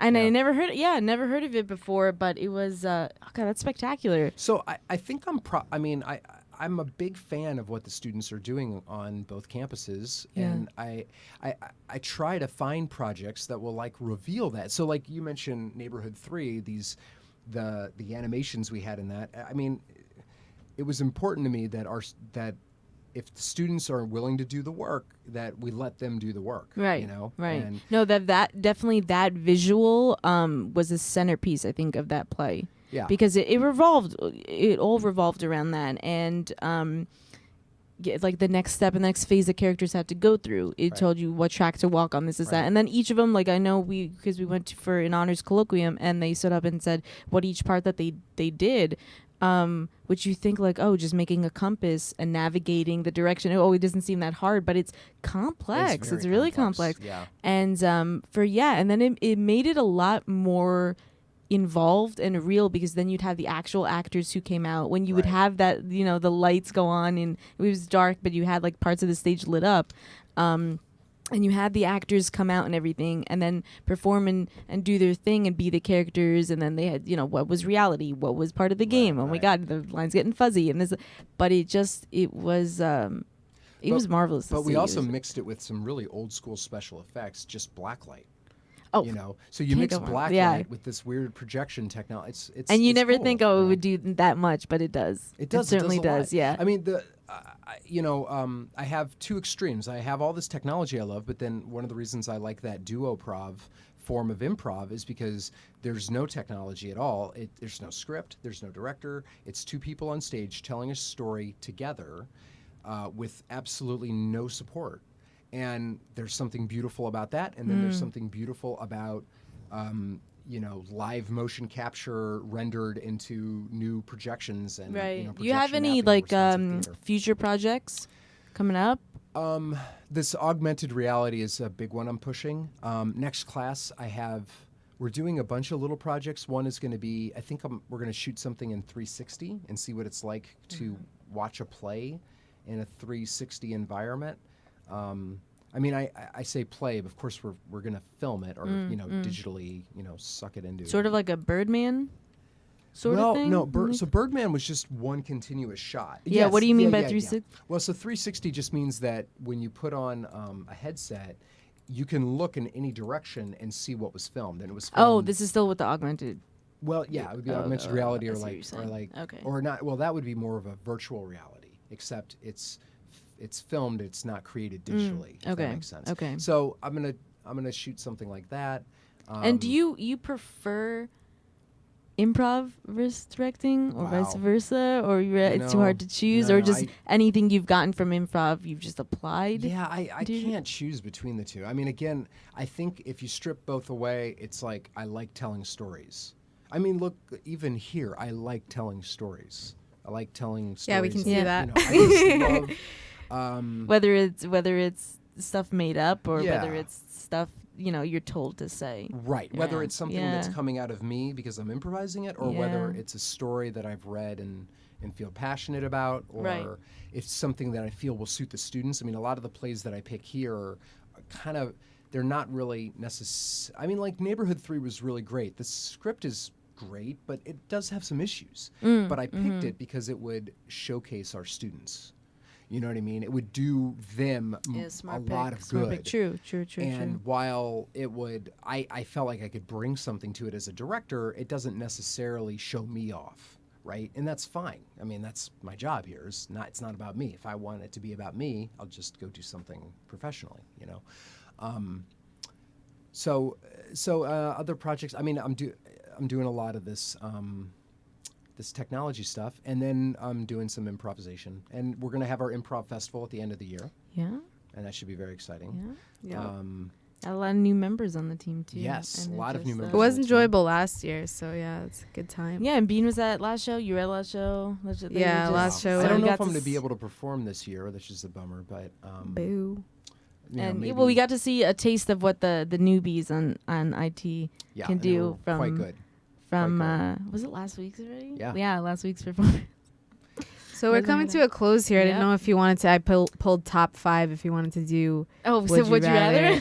We'll just stick I was to a ask short you, list for final thoughts. But if go right ahead. Yeah, because then we also have to do our compilation of sign-offs. So you got to throw that in there. Okay. So yeah, I just picked a couple. They're kind of unique because I couldn't find anything end of the semester ending or theater end technology, whatever. So first one is this kind of relates to you. So would you rather have a Texas accent and live in New York, or a New York accent and live in Texas? Wow. Well, I'm from the Midwest, so sometimes. Oh, I didn't know you were from the Midwest. Sometimes I have a little Midwestern fly out of me up here. I like it. I definitely like it here. I guess I would rather have a Texas accent here. Yeah, I think so. I like this region a lot. I love. I love so much about it, and I lived in Texas, and Austin was really great. You know, it was, I don't know, it's hard. You'd like leave Texas and you could drive for 8 hours and you'd still be in Texas. Right. Those are the funniest. That's what people say in California as well. Oh, yeah. I think if I had a New York accent in Texas, people would just not approve and tell me to go away. I don't know. I think Texas is this just culture, and if you just have this giant New York accent and you live there, it's just But try weird. to, you know, when you're picturing Texas, try to think, it's like everything else in our country. It's like the urban and then the rural. Okay. When you describe Texas, it sounds like you're picturing the rural. Yes. But Dallas, Houston, Austin, these are like incredibly cosmopolitan cities. Oh, interesting. I mean, Austin maybe not as much, but definitely Dallas and Houston. I mean, they're extremely diverse. This one gets deep. Would you rather be the sandcastle or the wave?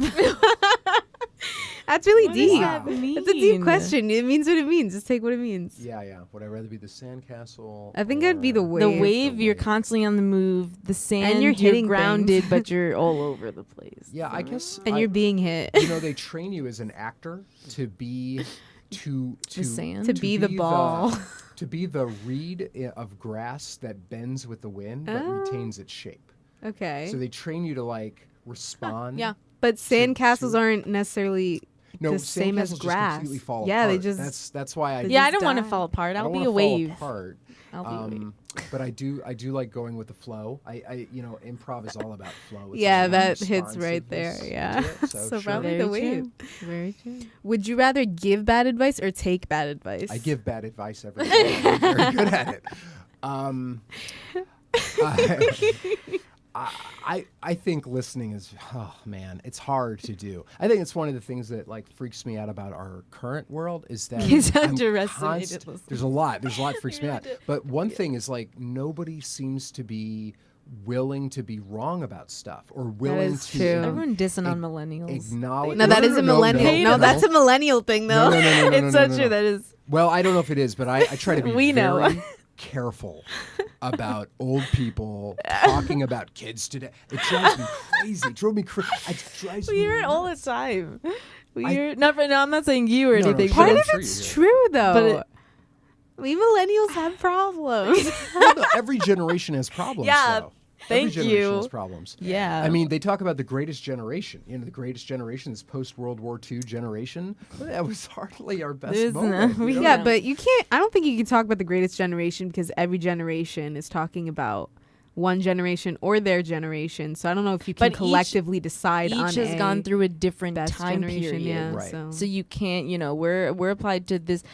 I But mean, can you just all agree imagine, on a worse imagine generation? Imagine the other time periods having to deal with the whole political status, right? And with the whole Trump explosion, it would be very different. Or if you put millennials back into, the where baby boomers were supposed to be, we're morphed by what the time period. yeah Yeah, and the culture and you'll hear it. I mean, you'll look back at these young people coming up, and you'll feel like they're insane, or you'll be very worried about them. we have a brother 10 years younger than us, so we're like, Yeah, and we're like it's- your generation's.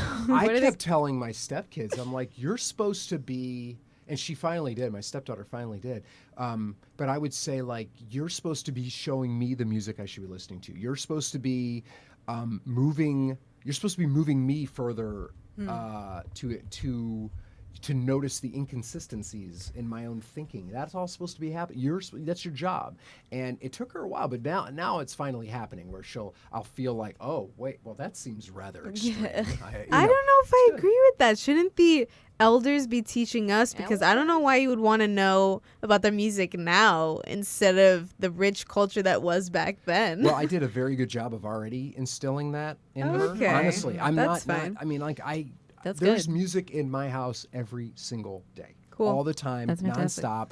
It's my music because, and I feel bad because my wife is Spanish and she has this whole tradition, lovely music that she absolutely loves. But unless I play it, she just doesn't notice that we're not listening to it. I guess. Oh, she's Yeah. gonna enforce. So my I've music. I've given my daughter and my stepson a lot of music, and I wanted it. I wanted to be changed. You know, my father was very good about taking stuff I was listening to and taking it serious and giving it a chance. He didn't always like it, but he took it serious.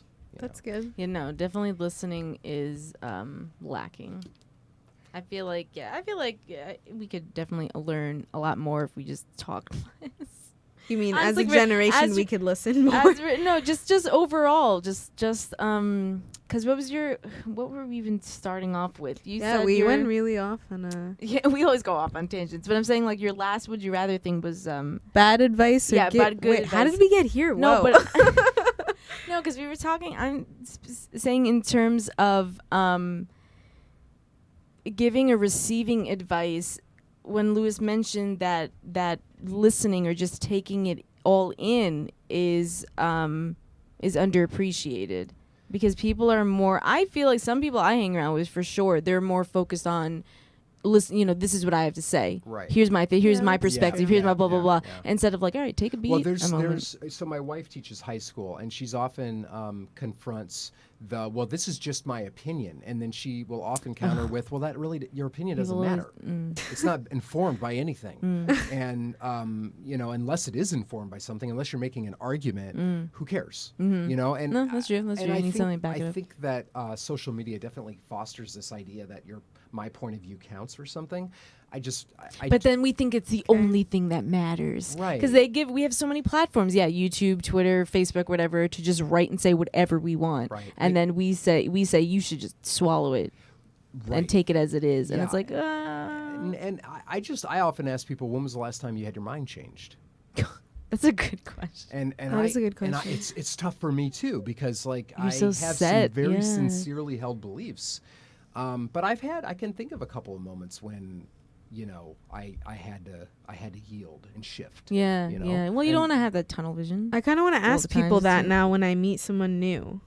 But you When's have the to last be time able you had to your be mind prepared changed? to tell them when you had your mind changed. Yeah, exactly, You can't so I just have be to like, think about it. never. 'Cause But I would like to know, that from other people. it's an tricky, interesting yeah, question. because it's just we don't. I think a lot of times we feel like we have to have a kind of a purity of like everything has to be perfect. Yeah. You know, this Me Too moment is tricky because there are a lot of people. I mean, it's just I don't even want to do it. It's so tricky because we want everyone to be perfect people, Right. and they're not. No one is a perfect person. Bob Dylan said, "This was my high school yearbook quote." I mean, talk about bleak. It's very. Keep in mind, I took myself very serious. Oh wow, He as we said, all if did in my high thought school. dreams could be seen, they would put my head in a guillotine. But it's all right, Ma. It's life and life only. But it's this idea that like Wow. Dylan's a poet, though. I just think Dylan he's just is a genius. the poet. He's like the closest thing. We had this thing on our show last time when I was telling Vina that our dad, I was like arguing with him and I was just like, yeah, we have, our generation, we have an artist that's, a master poet like that. And he's like, no, you guys don't have a Dylan of your generation. I was like, oh yeah, what about Eminem? Well, and I was And he I was totally like- shut you down. He got Don't so even angry go that there. I said that, but I was like, Yeah. no, wait, seriously, because if you listen to some of the stuff he has to say, or if I don't know, I'll tell you what. I can actually help you with your argument because Yes. I don't think you're Thank you. wrong. I think Hear that, Dad? I do think that the Dylan of this generation is in hip hop, though. it's just ours is coming through a different way. Channel. We're not gonna get another folk artist. We're not gonna. No. I mean, I still love folk artists. I still listen to. If you ever heard of Milk Carton Kids. No. They're like, oh my God, I'll they're look them you up. totally have to. They're- They're like they're- a Simon and Garfunkel. Yeah, but they're they're- amazing. They're very. Well, you like the old timey Interesting. stuff. Yeah. Mumford and Sons, Right, Lumineers. right. Yeah. But they just I feel like from us our poet of this generation came through differently, and I Well, thought of I Eminem. also, I think it's the us. When you say us, I think that's very much your generation. I think that, that generation that gave birth to Dylan, and that's not my generation. That's ahead of me. But they You're had, Gen X. I guess so. Yeah. Yeah. I You're was born in considered Gen X. '75. I think that's guess like when I was so. born to Gen X. But that generation, they had 3 channels. Right, Yeah. like 3 channels. We have Like gazillion. there was authority. There was a top-down kind of authority That's true. about what was in the pop culture. Mm. How many albums came out the year like Abbey Road? There's a poster of that. Abbey. How many albums came out like that day? Sgt. Pepper's Probably Lonely Hearts Go. Yeah, 10. yeah, Now yeah. No, every same Friday, it's like 40 or 50 albums Yeah. every single week. Yeah, You that can't- Or is same for crazy. same for TV or films or whatever. yeah. We have Netflix where you can watch any show we want anytime, any whatever. Yeah. In fact, So that's true. what We have I've noticed. control. Because in college, you'd buy an album, a CD, right? And you would listen to it once. And if you didn't like it, you would listen to it a few more times at least. Because you had invested in it. You bought it already. Right? And then so maybe some albums that like maybe didn't hit you the first time, you might discover something down the line that's useful True, about true. it, right? Because it was such an investment. And now there'll be something that comes out that I genuinely like Father John Misty. Like I forgot to listen to it, and I like it. But it's like there's so much. It's I just go on Spotify and I can be like click and like it. Don't Spotify. click. The first time I'm not being melodramatic here, but the first time I really understood what it was, I almost cried. Because, Wow, that does sound because very I worked in a music store. I worked in a music store from the time I was 16 until I was 24. And so I was the guy that came in and, you would hum something too, and I'd be like, Britney Spears. Because I mean, I Lady feel like Gaga. I feel like if anyone would hum Britney Spears, we could all say it's Britney Spears. yeah. Yeah, but now you're proven to be useless in a sense. No. Like, I cried from joy.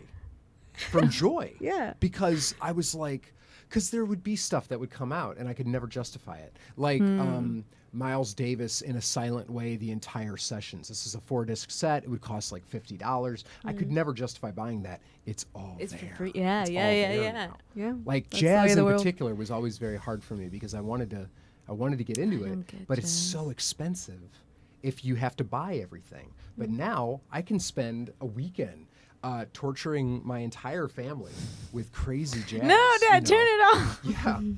And it's all there, but at the same time, it also makes it like, so it's hard for Father John Misty to compete with all of Bob Dylan. Because I could also just listen to all of Bob Dylan if I want, or all of Tom Waits. It's very hard. What's your So let's try this one? again. All right. Give more bad or- give bad advice or take bad advice. my I don't gosh, think we Mia. answered. Oh, I would say I would rather take. You'd rather take Yeah, bad agreed. advice? Yeah. Next rather- one. All right, we'll just get to the last one. I think this one's really cool. Would you rather go on a world tour with your enemy or prefer going alone in a bunch of annoying people? Wait, which is what? So Go you on go a on a world world tour with tour. your enemy, or you go alone but you're surrounded by really, really annoying people. Like And you're not imagine alone, a tour are bus. you? Wow. You're not alone if you're around. But annoying wouldn't you people. think that going on a world tour with your enemy would put I don't us- think I have a sworn enemy I was trying to think of one too. besides being a. No, I don't. Yeah, I no, don't but think, that would I be don't think I such. We'll have an say you had an enemy. enemy. That would be such an interesting perspective. Maybe Yeah. you'd have to put your differences aside and actually conquer this world tour together. Do you guys travel? Ish. yeah. Like, so where have you gone? Like, where's the craziest place you've been? Bermuda, Craziest? craziest. Well, like I mean, we've been furthest, to like- Mexico, Israel, I Oh, guess, right? Israel. Yeah, we Israel, just yeah. went there. The furthest. And I'm So listing you two stuff went from to a while Israel ago. together? Yes. Okay, how'd that go? It was Well, we were epic. with a tour group though. Yeah, but I mean, Oh, are We you were talking their about brother enemy and- part? did it go okay? Yeah, it went Traveling's well. hard. Traveling's hard. Yeah, it made it easier that it was with a group. Yeah. Yeah. But yeah, no, it Bean went and well. Bean and I plan to travel, just us two to other places in the future. But it's never. I don't know because we're just so used to. We share a room. Yeah. We're just so used. We definitely to. bickered less than the other set of siblings on this. So true. So true. So by comparison, we're like, yeah, we got this down pat. We're pretty good. Good. I'm really hoping for that for my second set of kids. My first set, they got along pretty well until they moved on with their lives. You know? Okay, yeah. But during while they were growing up, I never really saw. I was an only child, so I didn't Right, understand so- any of their issues at all. And then your okay, family okay. multiplied. I Like got crazy. a big family. Yeah. When we're all together, it is like, wow, what is happening? It's like Thanksgiving dinner every week. And it's weird So you because would- both my wife and I are away from our family, so we are like an isolated unit. Like my family's like in our St. family. Louis, her family's in Spain.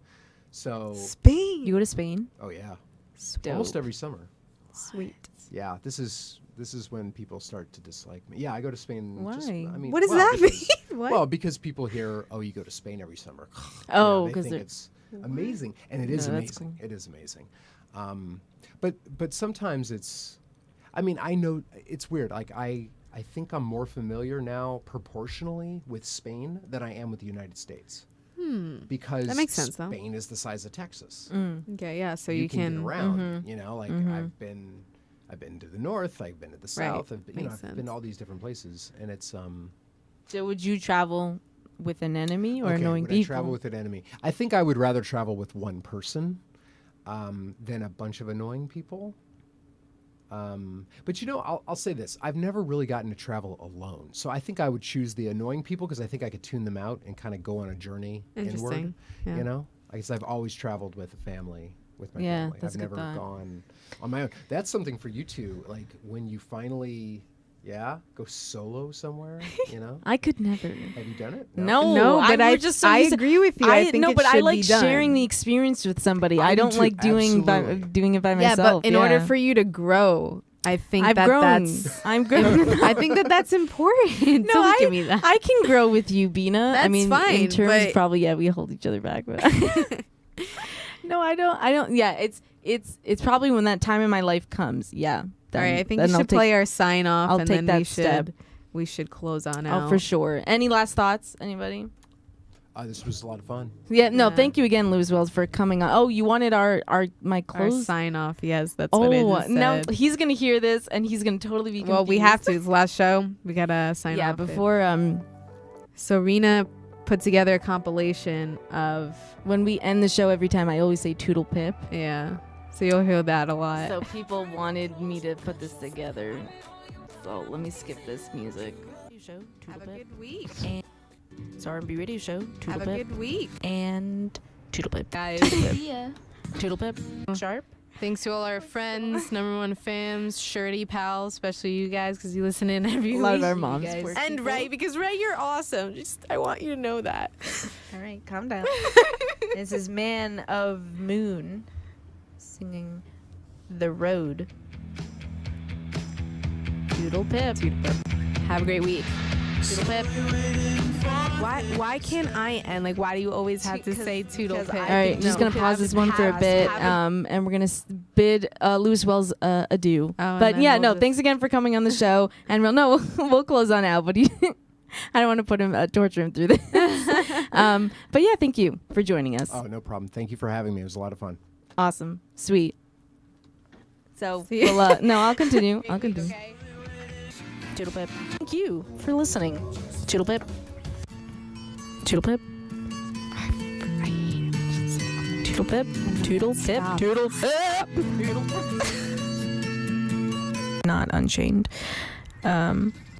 It's a great one. Anyway, Rena Ezra, Bean Ezra, Crystal Force signing out. Toodle Pip. Bye. Thanks for listening again. Catch us next week. R&B Radio Show, same place, same time.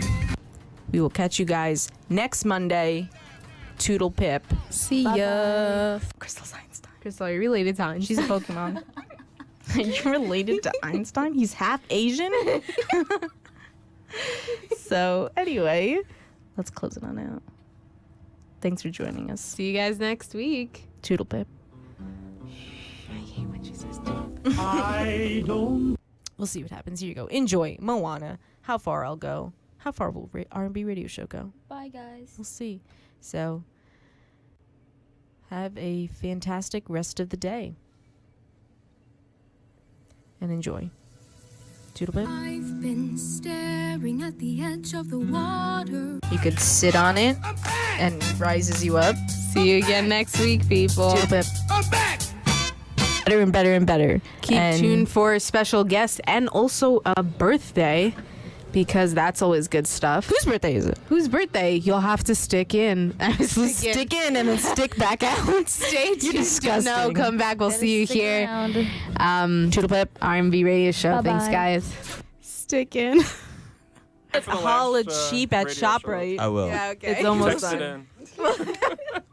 Text it in. All right, we're gonna leave you with Mr. Bing Crosby, White Christmas, of course. classic. Good movie. Classic. So next show, next Monday. December. Thanks again. I'm going in and out. Toodle Pip. Oh, cut off. The riddle was. Yep. The answer for you people who haven't spoiled it. Remember if you can when we hold out did for that long. riddles? Yeah. You stopped doing All right. that because people Toodle Pip. don't like riddles. Hope tomorrow's results doesn't hurt you too badly, and we hope that regardless of if you wanted Hillary to win or Election, Trump the to win, Election of the time. you'll still come back and have a good time here at R&B Radio Show.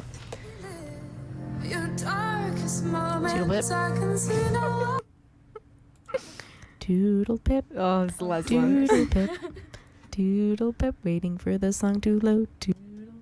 Just shut off Rena's mic. Toodle Pip. I will shut off everybody's mic. You're not allowed to talk anymore. And that's it. That's our Toodle Pip compilation right there on R&B Radio my Show. gosh. Thanks for I'm sticking just with as us. annoyed as I I know. was back then. I'm as annoyed now. With all our crazy stuff. So it's been a heck of a year, 2017, and this is our final sign-off. Really, R&B thanks, Radio guys. Show. We really enjoy doing this every single week. To those that are devoted to listening to our recordings, listening live, Yes, we yes. wholeheartedly appreciate it. We'll You need to send you- start those much later so We'll we can send finish you, talking. Chill. We'll send you we're running out of time. We'll send you the recording and our complete video of what everything looks like in the studio and all the photos of our guests. A little slideshow just for you guys. So good luck with your future endeavors, and R&B out. Toodle Pip. Pip. Ah!